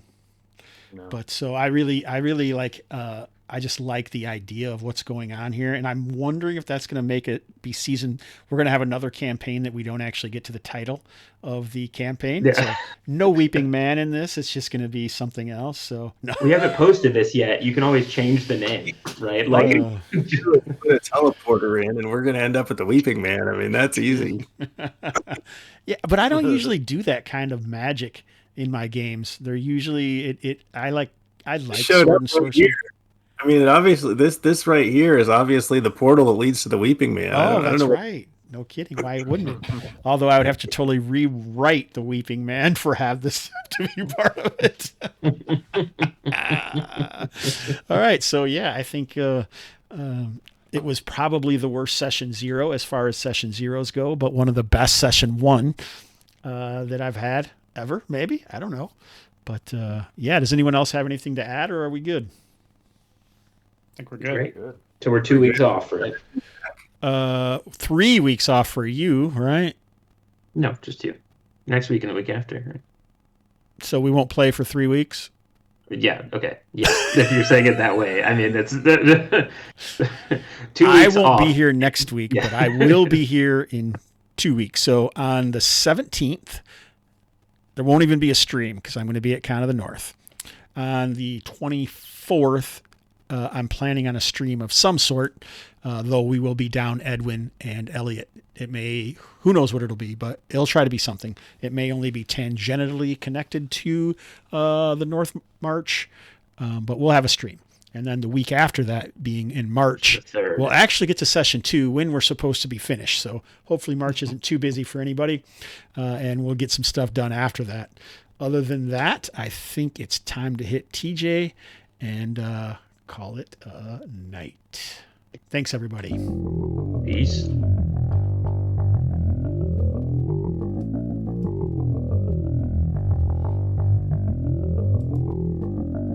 Yeah, bye.